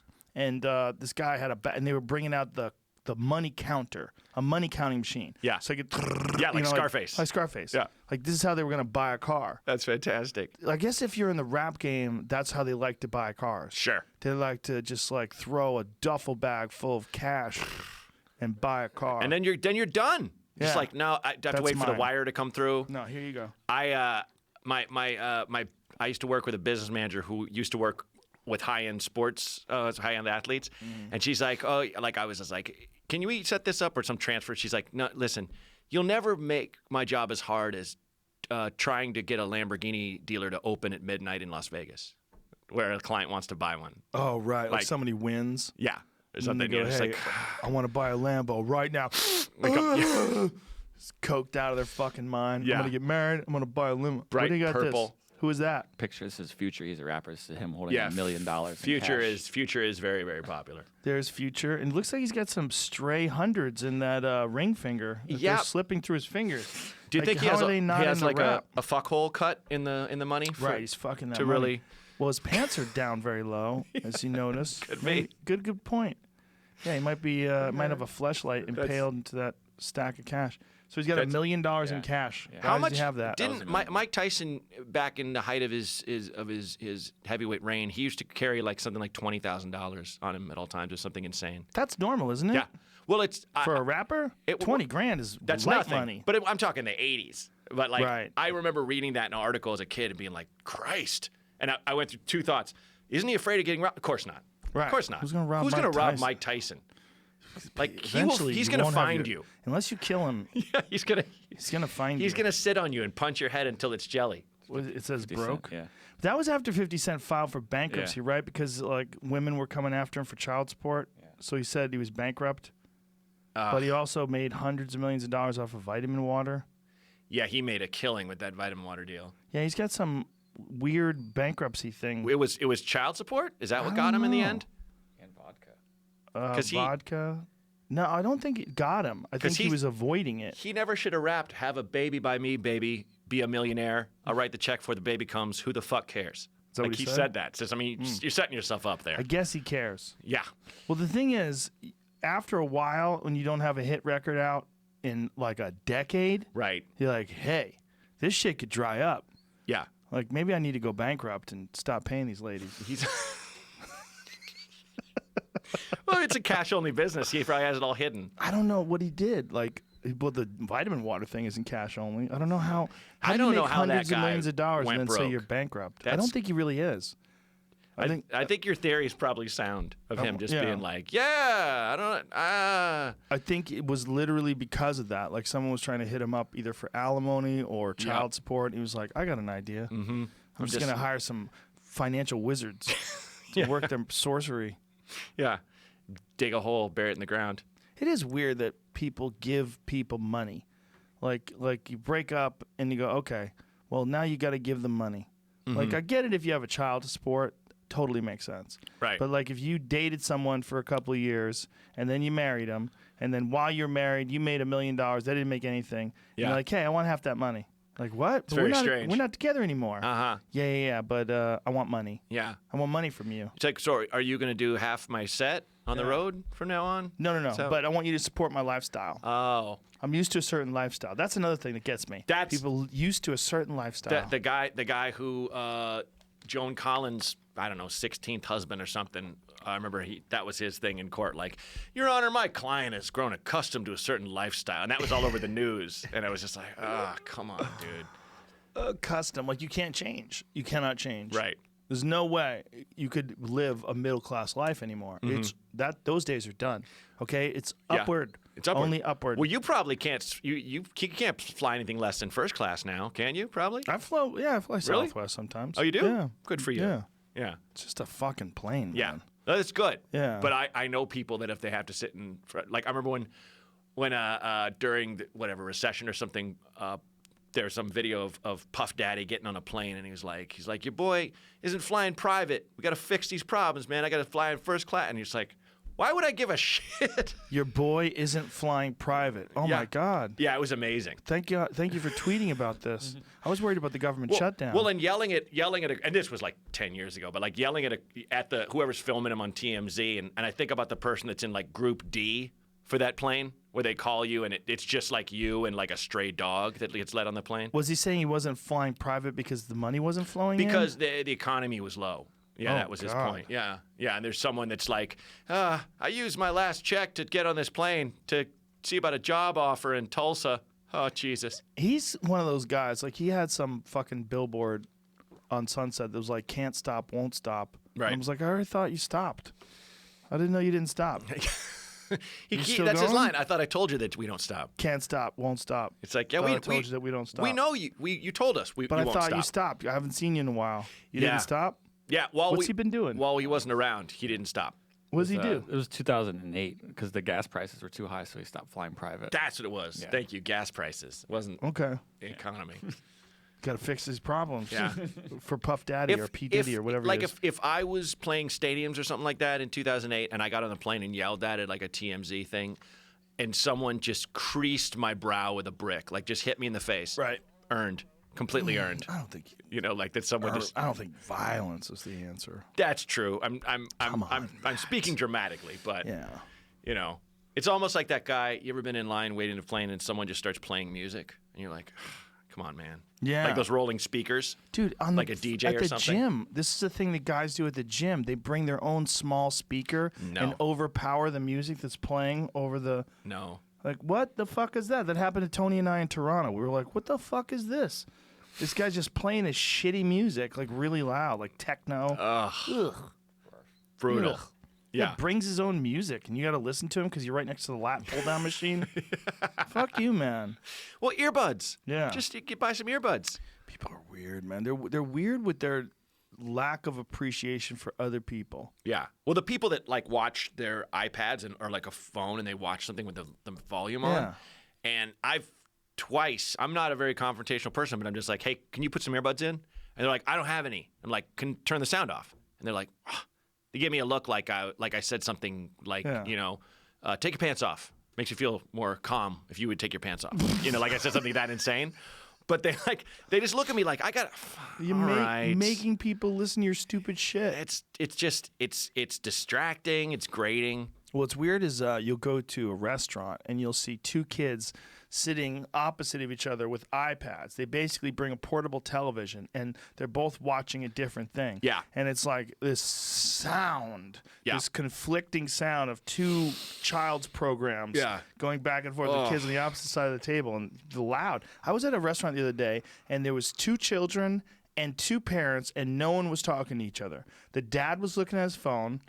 The wife was looking at her phone. And two kids were looking at iPads, and no one was communicating. They're just sitting there. Like, everyone looked depressed. They were all fat. They don't have game rooms anymore, though. Like, when I was growing up, we would go to a restaurant, get $1, game room for an hour until the food came. Yeah.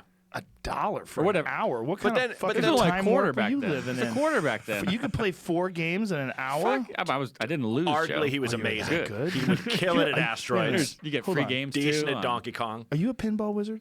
Nah, the pinball is a little too old for me. I'm pole position. Hey, you know, ever since you were a Pinball's young boy, out you now, played though. the several ball. Yeah. It's coming back for sure. There's like leagues and all sorts. It's like made a retro. Pinball is hard. Yeah. I know a dude who goes, he plays in pinball leagues. That's He's got- so impressive to me. He's got pinball machines at his restaurant.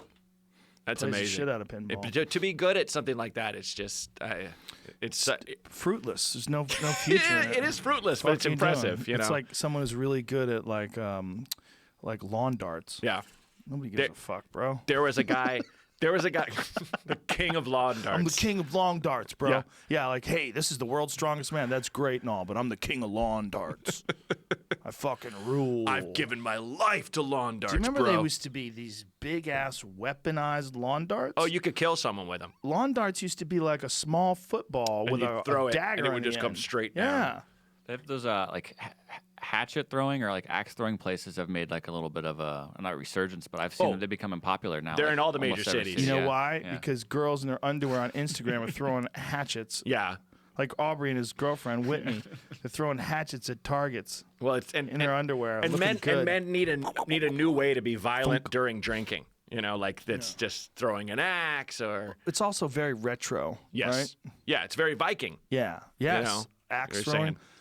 Do axes always land the right way? That's what always freaks me out. I feel like my handle would bounce off the wall and it would just fly somewhere weird. in a movie, the guy grabs the knife by the blade like this, and it always lands Yep. with the blade in the body. Imagine if someone threw a knife at you and the handle hit like this. You're like, "Oh, bitch, you just gave Now I me have a a free knife. Now I'm gonna Thanks for fucking throwing me kill this you. knife." And Now I'm they gonna just hold on to chase it with after a you. death grip and slide it into your rib cage. I heard you mention this yesterday about someone duels that were in a lot Yes. of duels. I heard a stat I never knew about it that Andrew Jackson was in something like 100 duels. What? He only killed one person. I thought he killed a lot of You them. but- usually get shot in the arm, or Yeah. like a musket ball would go like your leg. So or the something. one where he killed the guy, it was I forget the actual guy's name, but he was known as being a really good duel. He killed lots of people, like 26 people or something like that. So he challenged this guy, and he thought the only way to win would be to let him take the first shot. So he let him take the first shot, got hit in the chest, was bleeding, covered the hole, and then shot the guy, and he died. Whoa. He shot him in the head. He said he fell immediately and then died like a couple hours later.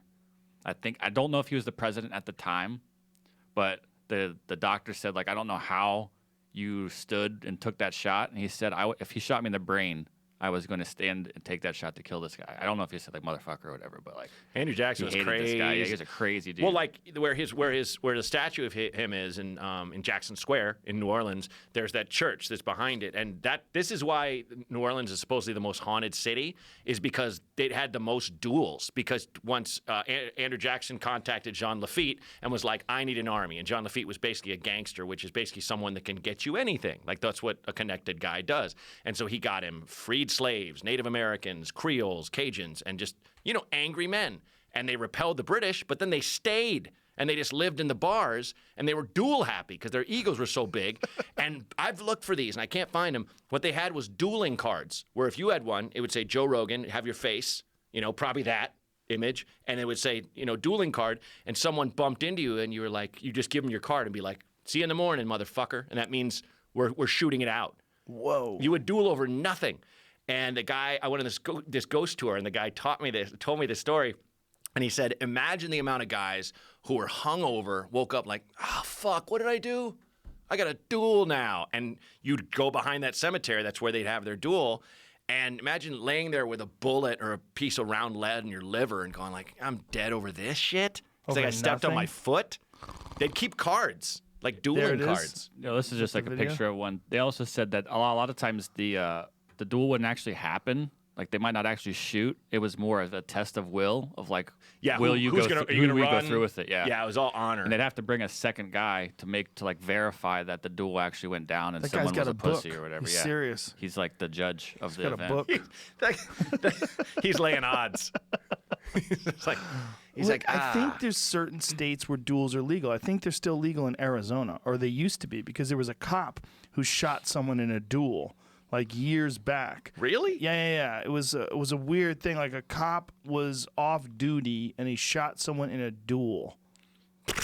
Oh man, I want to say this is more than 10 years ago, so maybe they changed the law. But I remember reading that, going, "What? You can you duel? That's insane." Texas? But well, yeah, of fists course. only. What's that? Fists only. Oh, that ain't a fucking duel. What is that? Well, Mutual combat law. How do you take 10 well, paces there's and more punch? than combat that. law. Washington State has mutual combat law. Because I know I watched a video of this dude who was a MMA fighter. He used to dress up like a superhero and fuck people up.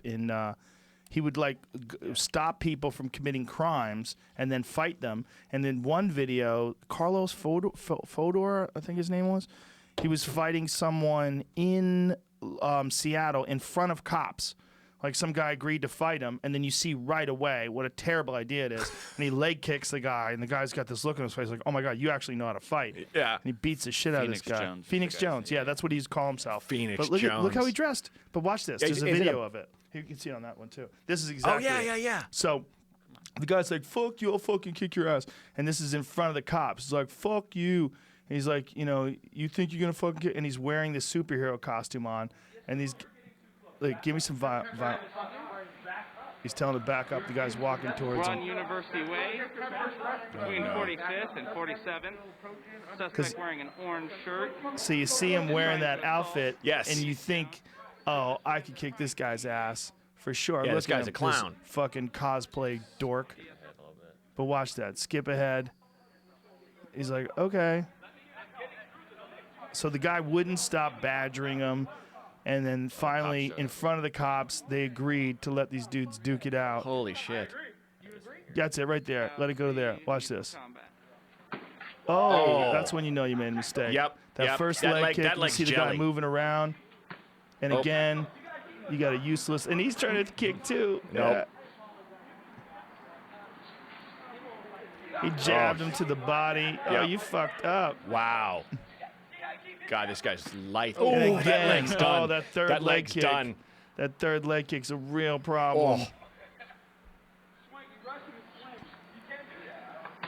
Oh, the And now fourth seeing leg Phoenix kick. Jones. Yep. That guy is basically hopping around on one leg now. Yeah, oh, no. now it's a beating. That's it. That's a wrap. Yep, that's Mutual combat is over. mutual combat. You're right. Yeah, it's a mutual Holy combat law. shit. And cops are standing by watching this guy get brained. Yeah. That's what's crazy is like it's very irresponsible for the cops because that's not a good fighting surface. Yeah. Well, yeah. You They get should have KO'd. a padded area that Yeah. they set aside. There's a great line from a Bukowski novel where these guys are all gathering after like a night out or something, and this guy's hungover, and he's like, I heard you got in a fight, and he's just like, oh man, that guy had to be a pro. Beat me so bad I shit myself. Like that line always gets me because it's that thing where it's like when you fight someone who's whatever, okay, it's a fight, but like when you fight a pro, it's just done. Well, it's like playing basketball if you don't know how to play basketball. Yes. And what a terrible thing. Like if y'all play some one-on-one and you don't even know how to dribble. Yeah. And this guy's dunking on you. I'm like, shit. That's what it's Oh, like. Why did I agree to this? Is there a state where it's legal to duel? But there's no firearm about the duel. gun, How long ago was it still legal? Said the late 1800s, I believe. So. So maybe this guy did it. He was a cop. He had a duel with a guy who was fucking his wife. Whoa. Yeah, that's what's up. And he just killed the guy? I don't know. I don't remember the story entirely. He definitely killed somebody. Jesus. But he was a cop. I remember the whole story being that it was very controversial, but it was legal. Maybe I'm remembering it all fucked up. Might have been more than 10 years ago. Here's 5 places. 5 places where it's okay to shoot somebody? Not the United States. Oh. Okay. Yeah, it's like international waters. International waters. You could have a duel on like a cruise ship? Sure. How's that work? Like if you're on one of them Carnival cruises and some guy insults your name and throws Jello at you? The laws of the ship are whichever I didn't even country think it's of that. registered Like to. I know about the international waters, but Yeah. like a cruise ship would be out in. That's nuts. You know what I worry about cruise ships? That I would be on the deck when some guy throws his wife off the side of the boat. Right. And you got to do something. Like, Yeah. oh, because like that does happen. Yeah, oh, Like, yeah. Husband and wife went on a cruise. The wife went missing. I don't know what happened. I went to bed early. I mean, Patricia kept partying. We had an argument, but we were deeply in love, and we had a couple of drinks. I know and- people saw us screaming, and I might have slapped her a couple times, but boy, I love her, and her disappearing. And what's fucked up, I learned from a buddy of mine he was with the Second City Touring Company, or Tourco, and they were on a cruise ship, and he was telling me that they found out that like all the food you don't eat, they grind it all up and just shoot it out in the water. So that attracts game fish, and the game fish attracts sharks. So anytime there's a cruise ship, there's just sharks all the time. All the time. Really? Yeah. So if you went overboard, there's not a lot of hope. Oh, good Christ. Yeah. Did you see that video of that woman in Hawaii swimming around with the largest known great white shark? No. It's amazing. It's a more than 20-foot long great white shark. And it's not like guesswork. She's just swimming around? Swimming with it. Yeah, in the water, swimming with it. Yeah, she's got an Instagram page just filled with photos of her and this shark Fuck me. off Oahu. It's so big. It's so big it doesn't even look real. And she's just swimming alongside this thing. It's a female shark. It's like 20 feet long at least. So she just saw it and just swam up. I think she's like an expert. Oh, okay. See if you can find that. I got stuck in another article about the duel. Sorry to go back, Oh, but sorry. There's a U.S. Oregon has a law that they were trying to get rid of 2 years ago. I don't know. I'm trying to find out where they Why does that currently guy got are, his but gun where his dick is? That's a stupid That's a place bad to put holster, your gun. sir. But it's still that here. Republicans have proposed to scrap a 172-year-old ban on duels for public officials. I think An they're attempt to technically highlight how many arcane laws are That's- still upheld by they're the still state allowed to do it. constitution. That's where I'm Technically. from. I never knew I could have been dueling all this That's all you my have to be whole a public childhood. official.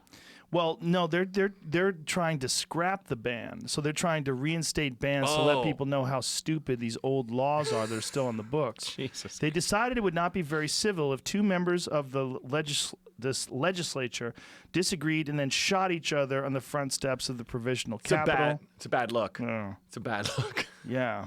It'd kind of be cool, though, to see, like, Ted Cruz and Paul Ryan Yeah. like, standing on... Back to back. Yeah. They have to use the muskets with like one Yes. cock, and that's it. Yes, one shot, and that's Uh-huh. it.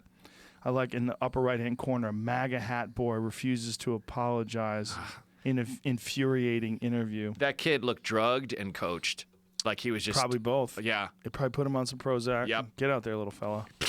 Apparently, that Native American guy, though, they did an interview with him, and it was a disaster because he said a bunch of things that just absolutely weren't true, and they're questioning whether or not he actually was in Vietnam. He definitely didn't serve in Vietnam, but he wasn't in combat. Right. But, you know, he had some conflicting stories. Okay. Yeah, I mean, none of these people were prepared for this kind of attention. You know, it's like I was offended as hell by those kids, and I'm a fucking big old bleeding heart lefty for sure, and I hate those fucking hats. But like, at the same time, every teenage boy is a fucking idiot. Everyone, you know, and like it's. But those boys were standing there doing their school chants while there's a long video, and the video's 2 hours long. I haven't watched it. Yeah. But I watched segments of it, and in the segments of it, you see those Native American guys walk up to those boys and chant with their drums. So they're all there for different reasons. Yeah. So the boys were there for the March for Life, which is a pro-life march. And they're from a Catholic school. Yeah. And they're wearing their stupid red hats. And then the Native American guy was there for a different reason. Yeah. Well, there were a couple. There was a Native American celebration that's there yearly, and you'd think they'd coordinate these things because there's all these different sort of marches going on, and that's our right as citizens. But it's just that they're all in the Lincoln Memorial together. Well, not only that, these boys did not have like a good chaperone. Like these boys were wild. They yelled.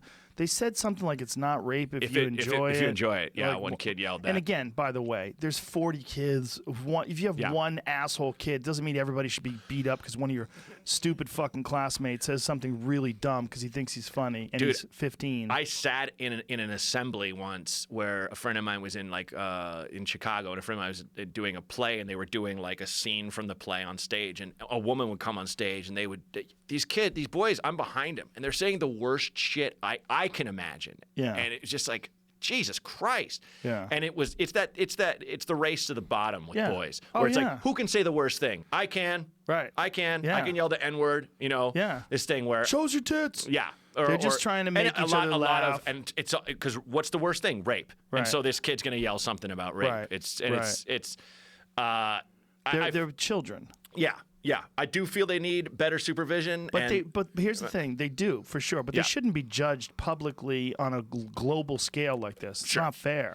Yeah, I mean, I disagree with pretty much everything them and their parents stand for and stuff, but it's their right to demonstrate. You know what I mean? But they're not. I mean, they're too young to know what the fuck they're even demonstrating about. Sure. To really have a good argument about it. Mm-hmm. Like to bring kids to a pro-life demonstration, have them chant and yell their school songs and put on MAGA hats. Like the whole thing is so fucked up. It's really, back to what I said about anxiety. It's just we're at each other's fucking throats. Yeah. And like, I mean, I have a bit in my act about how like, I feel like the internet was built for us to tear each other apart because we're just throwing darts and running away. And if you put us in a room together and talk it out, I think we would mano a mano and things like because people to people, we all want the same thing deep down inside. We all want to take care of our kids. We all want to have fun. We all want a bountiful life, you know. But I also say I'm also like I love people, but I fucking hate people. Like so it's like. You know, it's like if you go through a whole day without speaking to another human being, you ever had one of those days? Yeah. You're like, fuck, that was awesome isolation. That was delicious. It's only if you have too much, though, right? If you get around people too much, then those days where you could just recharge. Yeah. And then you appreciate people when you see them. Yeah. And do you get that where you go to, you're on the way to the comedy store and you're like, I don't want to fucking go. Like, I don't want to go up right now. I'm like, something's messed with me. But it's like that with therapy, comedy sometimes, and the gym sometimes. Where it's like I don't want to fucking go, but every time I'm glad I did. You know what I mean? Yeah, I know what you're saying. I could have a set where I'd eat shit and I'll drive home laughing. Yeah. And I'm just like, well, that didn't work. The thing that bothers me most about this is that they want to dox these kids and put their address out there. I'm not in favor of that ever. It's just so foolish. Ever. They're treating them like they're rational adults that are, fucking 50 years old that really know what they're doing. No, and it's not going to solve anything. You're not going to convert these kids' hearts and minds by ruining their lives. No. You know, I do understand the double standard we have had with like black youth, though, where it's kind of like, this kid gets strangled to death for selling cigarettes. Be like, yeah, he's a criminal. It's like, God damn it. Whereas these kids, honestly, because they're white, are getting chance after chance after chance. But I don't think their lives should be ruined. It's like I feel like we've talked enough about it. These kids did what they did. Let's move on. Yeah, well then, who knows if they're getting chance after chance, but during this situation, like this is the consequences of social media, the fact that you could take a video of someone doing something incredibly stupid when they're 16 years old. Oh yeah. And what they did was not even that stupid. All he did was stand there and smirk. And people wanted him dead. He was being a shithead, but like Okay, but was he? If he's just standing there and someone comes up to him beating a drum, how are you supposed to react? I feel like how do you think you would react? I feel like the kid walked up to the Native Americans, though. Incorrect. The kid was standing there. The Native American walked up to him beating the drum. Okay. Got right up to his video. face. That's not what happened. What do you mean? The guy was that kid wasn't in the video while the Native American gentleman was standing there pounding his drum, and there are kids around him, but that kid, the main kid, wasn't there. He ended up walking up to him.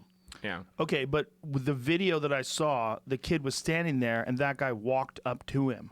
Here's the thing. This is 2 hours. There's video of these people that's 2 hours long.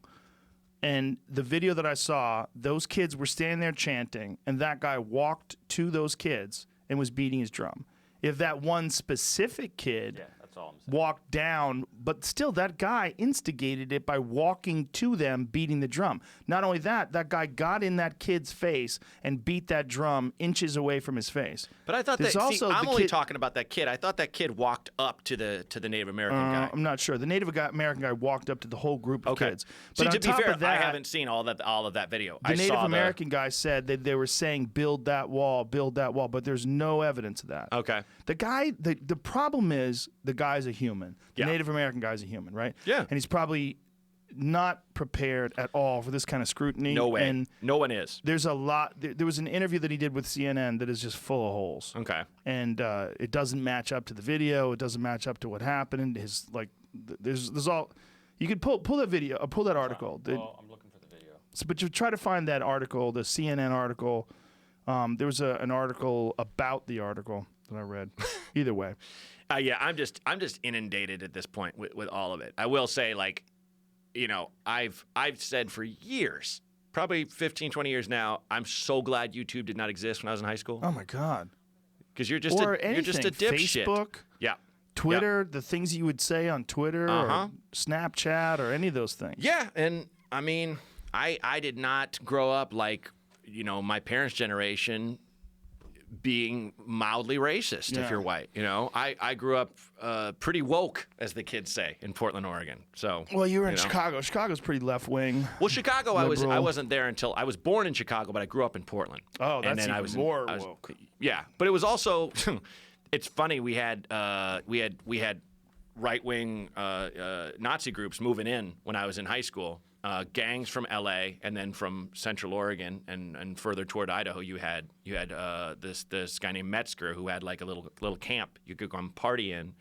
If you've seen American History X, it was just like that. Like you'd drink free beer and they'd play punk rock music. And the thing that everyone misses when they look at those groups, be it a gang or a white supremacist skinhead group or whatever, it's a community. For people, and that's where they look at it first, and then they form communities, sadly, over focusing hate. But I just feel like the kid's back here. Yeah, I mean, which kid? So they walked up to him, banging the drums.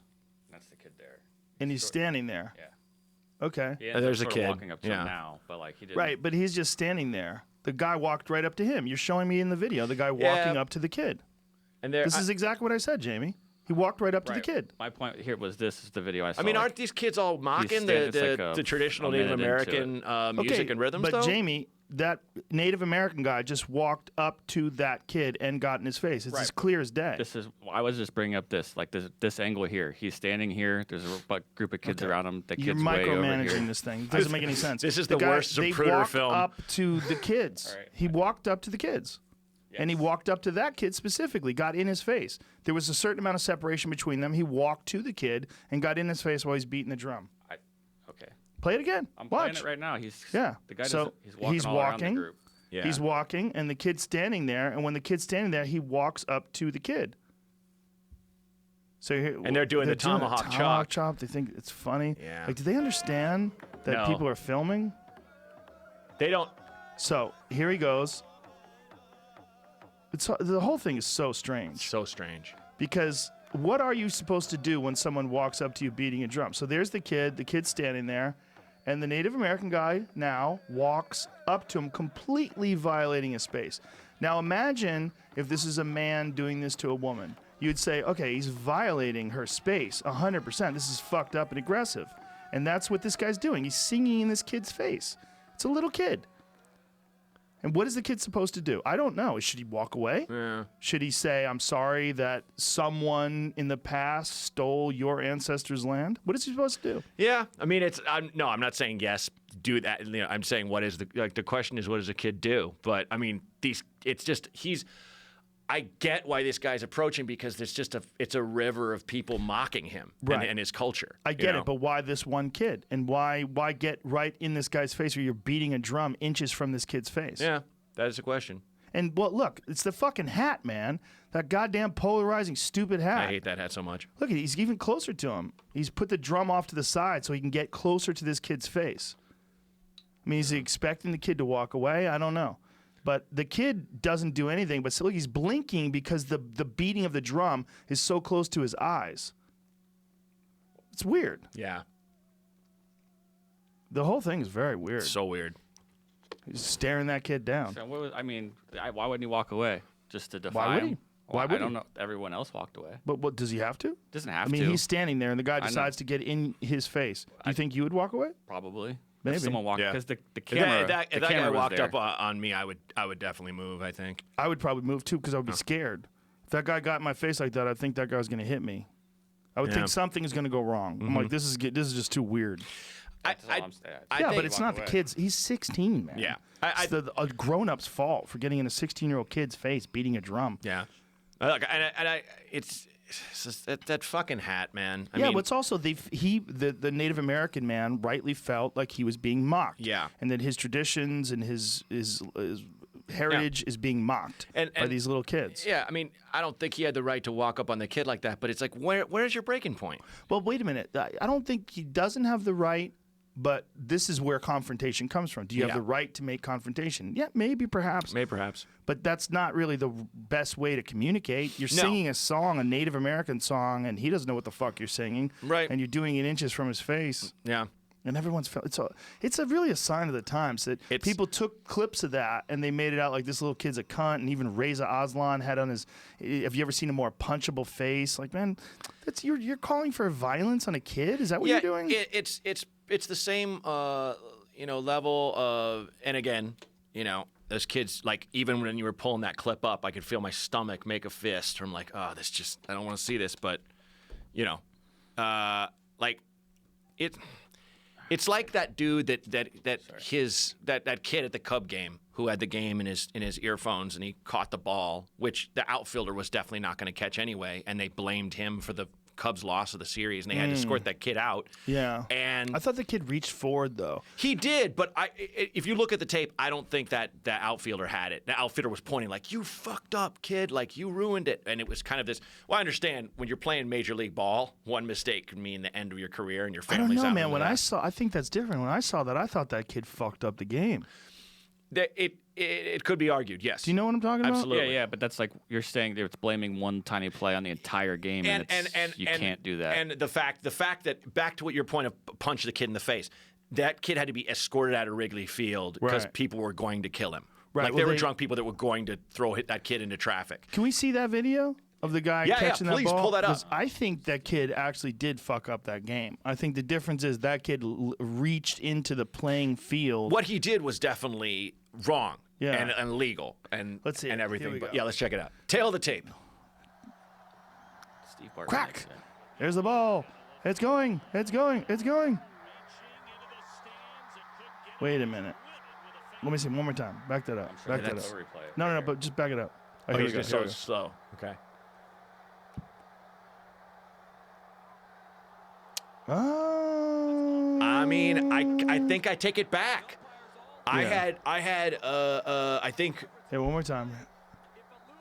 I remembered it wrong. Oh yeah, they stole it from They him. stole it from him. Fuck, I take had it all back. He had the ball. I take it all back. That kid fucked it up. Yeah. They literally did. He took it. He literally took it from him in the playing field. Ah, you little cunt. Oh, He's got spray on him. People probably threw beers on him. Probably. Yeah. But But here's the other thing. It was the thing of like threatening a kid's life. That's crazy. You But know? also, it's like if you're a kid and the ball's right there, Yeah. you're going to reach for it. You're not going to be thinking this guy's going to catch or not going to catch it. It's like you have the chance to catch the ball. It's right there. Yeah. You're going to catch it. Yeah. Did you see that clip from Letterman, like from I don't know, 30 years ago or something? And it was like the lineup was this famous person, then just a rando, like a name. You're like, who?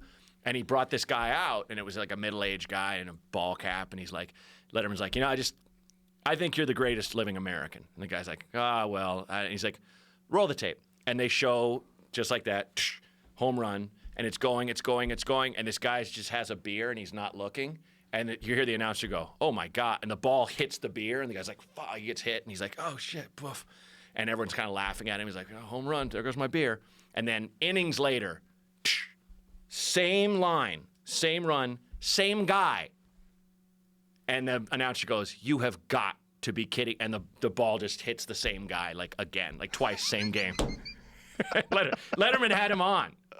And it was like, minor league or something like that. Like wouldn't be on like the nightly news, but it was just like, what are the fucking odds? How many people have ever been hit in the head by a line drive? I would imagine that would fuck you up. That would hurt. Like you'd probably would never be the same again. No.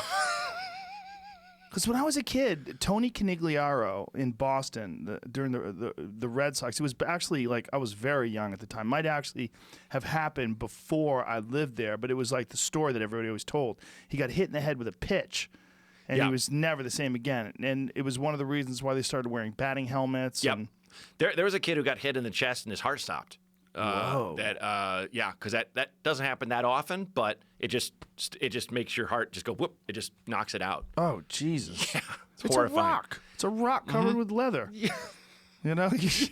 I mean, you feel a hard ball. That fucking thing is dense. Yeah, I mean, soccer was originally kicking a head around. But that's what? In Aztec culture, Really? Yep. Like it was after like a battle, they just take a head and kick it around, and that was like where the game. Is that where soccer came from? From what I've read, yeah. I knew they had some weird Mayan game where they played football and Mayan. That's what I'm thinking. Oh, okay. Yeah. And I think that they decided they used to think that they played and then the winner sacrificed the losing team, and now there was also some speculation that it could have been the opposite, that the winning team was sacrificed. It was like, that might have been the fucking slowest game ever. Whoops, ball got by me. Yeah. You scored again. But the idea was that you would play with such courage, knowing that you were going to win and then you're going to get killed, but you still wanted to win. The level of honor that it had to be like so high that you're like, my family will never want for anything ever again. So I'm just gonna. Or the level of drugs. Yeah, you were taking to play the that belief game that way. It's like assassin comes from hashishin. Where this guy would just really is this guy in what we call the Middle East. Basically, he was like, how do you kill a king? You got to get an assassin who doesn't care if he dies. And so you get him high on hash. He built a garden of delights where he had naked women just hanging around like prostitutes and like flowing waterfalls, and he would just get a peasant and smoke him up so much, and he was like, do you want to see heaven? And he'd be like, yeah. And he'd take him in the room and be like, check it out. And he's like, I have the door to heaven, and if you kill the sultan in the town square tomorrow, you're here. And so a guy would just run up and stab this guy to death, and the guard would murder him. But that was how you get a guy. You trick a person. Whoa. So it's kind of like it's probably the same thing, where that level of drugs where you're like, if I win, they cut my head off, but I go to Valhalla or whatever their version of heaven is. Well, human sacrifice is always such a strange thing. Yeah. The idea of going to sacrifice like a living life to the gods. Yeah. Like this was such a common thing. Yeah. Kill people. So for funny that somebody it's else. common. It was just like, it's like going to the game. Are you gonna go? You gonna go watch that guy get his heart torn out? Yeah, I'm gonna take my kid, get some popcorn, couple Bud Lights. I was reading that book. It's not Primate. What is it called? Sapiens. Yeah, yes. Sapiens. And there's a story about certain cultures that were would kill like the older people. Uh-huh. They would kill like, and this guy would kill a few of his aunts, and all the old women were terrified of him Whoa. because he would sneak up behind them when they got too old, because they were gatherers. Sorry they were for nomadic laughing. people, and he would hit them with an axe. Oh. And they're talking to these people, and I'm like, Jesus Christ! Imagine you got to kill your aunt with an axe. Well, then imagine getting to a certain, like your birthday party, Yeah. you blow out the candles and you just spin around. Hey, fuck off. Get away from me. Yeah. You're just expecting Never this know. guy. Yeah. One of the craziest stories that I ever heard was during the temple. I think you say at Teotihuacan, one of the large Aztec temples. When they completed the temple, they sacrificed something like 80,000 people over the course of 2 days. Ugh. Yeah, but pull that up. Temple of Teotihuacan. I think it's outside of Mexico City. And when the Aztecs constructed this, when it was finally completed, they essentially sacrificed all the slaves that were used to build it. Oh, my God. Yeah, so they just covered this fucking gigantic temple with blood of 80,000 people that they butchered on the spot Yeah. Oh, God. over days. Took days to kill everybody. Yeah, that's a lot of butchering. That's a Yeah. lot of murder. That's exhausting levels of murder. Yeah. It's so much so that I had told a friend this story, and he was like, "That's not true." I'm like, "I'm telling you, it's true. Why would I lie?" He's one of those guys that's doing the Yeah. math. We had to get to a place where there's service and Google it. Yeah. It's just daunting. Yeah, 80,000 people, and these are the very people that built the thing. Well, I mean, that was the way. That's what they Yeah. do. Yeah. We're done.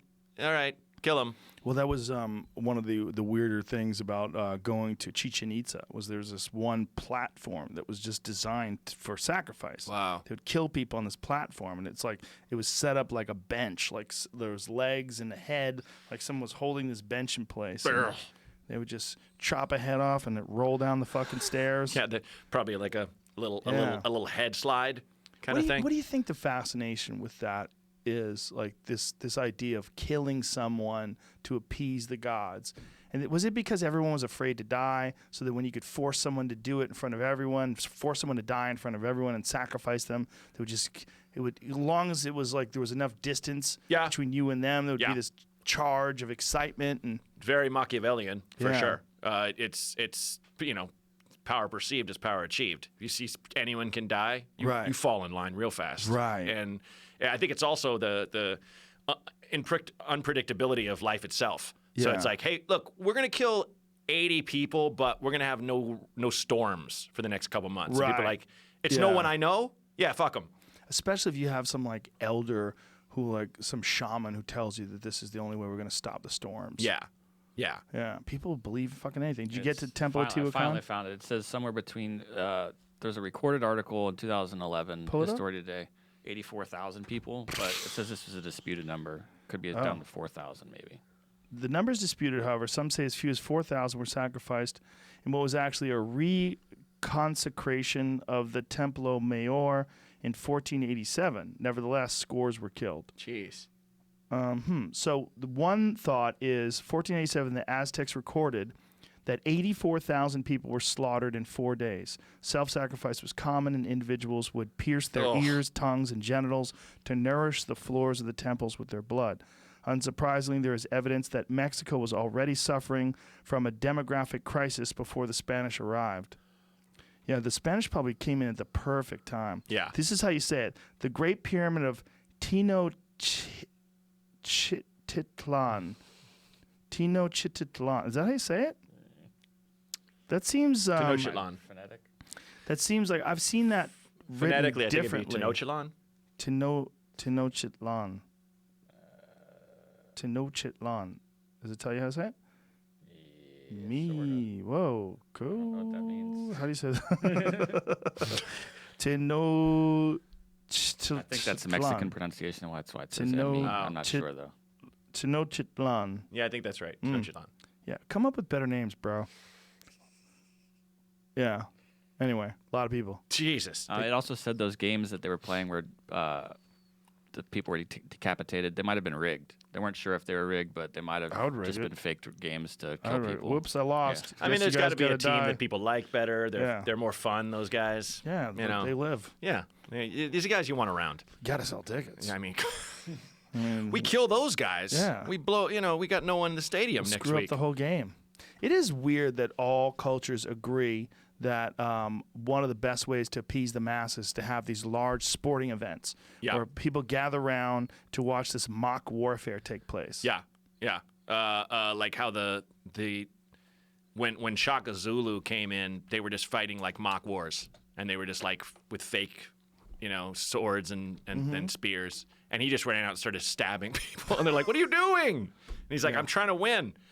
Yeah. It doesn't work that way, bro. We're trying to fake it. Yeah.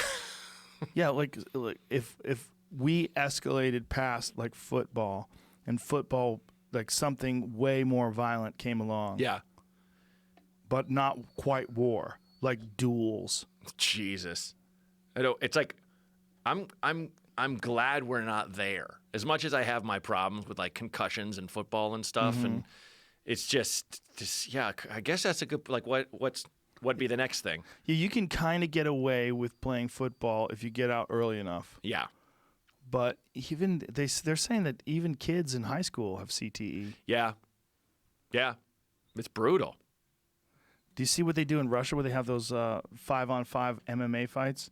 They have gang fights. They meet on football fields. and Yes.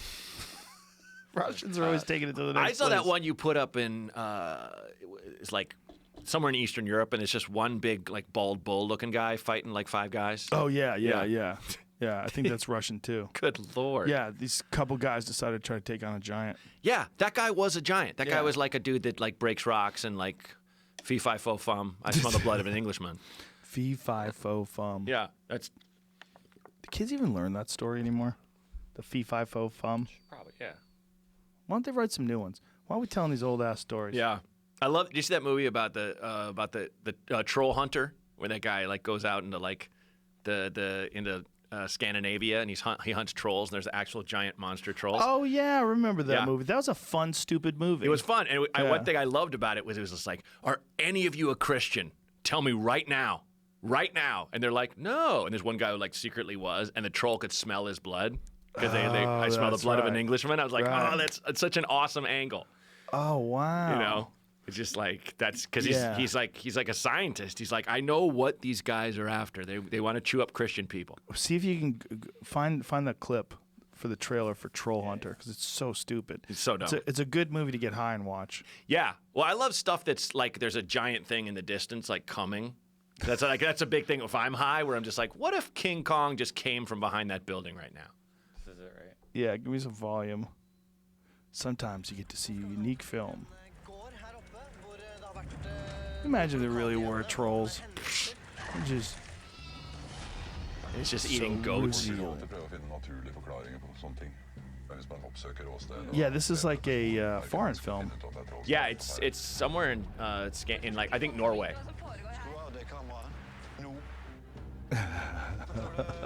No, like no. Well, that's what a lot of people think. It says, "Do you think Michael Moore gave up after the Yeah, first it's try?" like a fake documentary, like trying to Yeah. make it real. Yeah, exactly. They're doing like a Blair Witch Project thing, but with trolls. Yeah. Yeah, but give me a little distance in this. I'm tired of seeing this build up. I want to see the fucking troll. Yeah, I want to see They the show, monster come out. they show it in the trailer? Yeah, for sure. They don't? There it it is. See, it's I'm Christian. I love that. Look at it. It's so dumb looking. He just mushed that guy. Oh, so bunch many of 'em. trolls. Oh, that's rad. I love that. If I there love was- monsters. I love monsters. If there was something that big, we would have never gotten to where we are. We'd all be No. holed up in caves right now. Yeah. Well, they'd probably be like the There it tech is. millionaires are like the guys who like control one of those. Like he's just sitting on his head and he's like, kill those people, crush that house, Is that what you think? It would be tech millionaires that would do that? No, Aren't but they, like, super the progressive people that and are the friendly? richest person. No, it would not be a tech person. You, Yeah, I it would think be you would have a Zuckerberg. troll. You'd I be would? sitting on a troll. Wow. Yeah, you. Weird opinion of me. Zuckerberg, he would have a troll. he would pay someone to like train a troll or something like that. He'd find like a troll trainer and then Let me ask you that. Are you worried at all about AI? yes. Are you? Oh yeah. In what way? I just wonder when it's going to get out of our control because the technology is escalating beyond our comprehension. But yet you drive a Tesla. Yeah, I do. So you're contributing to it a little bit. A little bit, yeah. I mean, it's I look. We all are. It's I am a dipshit in a lot of ways. I'm an idiot in a lot of ways, and I'm just like I know you can hack a Tesla. I know you can. Yeah, but they're awesome. Yeah, no. I mean, if you got to drive a car, I love it. they're apparently not doing so well. There was some article that I read today where they were talking about the letter that Elon Musk sent to all the people that work for him, saying that you're gonna have to work harder, but our goal is to try to save the world. Yeah. Like, dude, nobody wants to hear that shit when they work for a company. I mean, and really, that's not what you were going for before. Well, I think his goal is ultimately to reduce our attachment to fossil fuels, Yeah. which can help save Yes. our environment. I'm definitely with that. Yeah. Cut way down on factory farming with meat. You know. I'm all in favor with all that stuff and making way more things electric. It's like, why don't we have solar panels on literally everything? Well, especially California. Yeah, I mean us. We have sun everywhere. Everywhere. And we have an amazing source of light. But apparently, there's a lot of money involved. I know this sounds crazy. There's a lot of money involved in staying with the grid as it is. Sure. They got to keep those nuclear power plants running. We love them so much. Driving to San Diego, sightseeing. Well, the old ones, they didn't even have a way to shut down. Like old power plants, when they would make them, Yeah. they can't stop them. They probably figured, we'll figure it out eventually. Yeah. Let's put it off. Yeah. One day. Yes. One day we'll figure it out. Someone smarter than us will come along. They'll fix it. Yeah, when you really hear about natural disasters and solar flares and asteroid impacts, you just realize how fucking fragile this weird system that we have of a power grid and satellites to distribute information, and the internet is actually a bunch of wires on the ocean floor that connect us to Europe. Like, what? There's wires that are 4,000 miles long? Really? Yeah. Yeah. Yeah. That it's kind of like the human body. Like, it's remarkably resilient, but it's so fragile. Yeah. Super fragile. Yeah. One infection, and that's a wrap. Yeah. Uh-huh. Yeah. Yet if someone's drunk enough, they can fall off a building and hit everything going down and land like something made of Nerf and get up. You know? Sometimes, right? Like, I watched a video of a guy who was in a high-speed chase with the cops, and he had a Corvette, and he flipped a Corvette and literally went flying out of it like he was a doll. I saw that. Head over heels. Guy was fine. Yeah. Landed on his back on the desert floor. What? You got some volume playing in the background, Jamie. I hear that. Oh, there it is. Yeah, I could hear it too. I'm glad you could hear that too. Those things, they Sometimes just there's been pop like a up every now and radio then. interference I've been hearing sometimes, and I can't tell if you guys are hearing it too. Oh, really? I've heard it a couple times, but no one else has mentioned You it. ever heard songs in your fillings? Some people have recorded that they hear radio sounds in their fillings. Yeah, like, they pick up wavelengths. yeah, like your filling will somehow or another Yeah. catch some radio sound and play it in your how maddening would That'd that be so awful. You hear like Mexican radio station playing out of your mouth. Yeah. No, you got a fucking plier to your mouth in the middle of the night so you could sleep. Oh, that'd be fucking brutal. Yeah. Well, listen, dude, your special, when it comes out, will be available in February. Yeah, right? February 5th. And it'll be available everywhere. Yes, sir. You'll be able to get it on. Tell me all the places. Amazon. Amazon, iTunes, Google Play. I think it's going to be on Steam, weirdly enough, the video game platform. It's going to be all over the place. You can stream it. You can buy it. It's going to come out in vinyl eventually. But Vinyl? Yeah. I put it on vinyl. I always put a couple, probably about 1,000 out in vinyl if people want them. Really? Yeah. I mean, it's called Finally Live in Portland, and the whole title is like fake tattoos, like the dummies from Portland. Where'd you film it? At the Paris, a former porn theater in downtown Portland. Oh, they had a porn theater. When I was a kid, there were always sluts and butts and stuff like that on the marquee, and then it was see, so that'll be the cover of the vinyl. That Helium in Portland is amazing. I love that club. That fucking place is great. I told them where to put it. They were like, where would you put a comedy club? I was like, Southeast Portland, close to the water, so people who live on the west side can come across the bridge real easy. You'll have a lot more space that way, and they've kept it running strong. It's awesome. It's I love a that great club. place to perform, man. Yeah. Yeah, it's a great. That's another one that's designed with the low ceiling. That's Yeah. great. You know? No, it's well set up. And you got to come on advice from a dipshit. Okay. Because it's you would kill it. Okay. I can Sounds see. good. I'm good at giving shitty advice. Yes. All right. Yeah, man. Perfect. Yeah. Well, thank you, brother. Dude, this is a tell, joy. Tell Thanks for people having how to get a hold of you. It's just Braunger on Instagram. Yeah, and Twitter, just BRAUNGER, and then mattbronger.com for all my shows. If you That's wanna see it. me. Bye, everybody. Thanks, Joe. Thank you. That was great.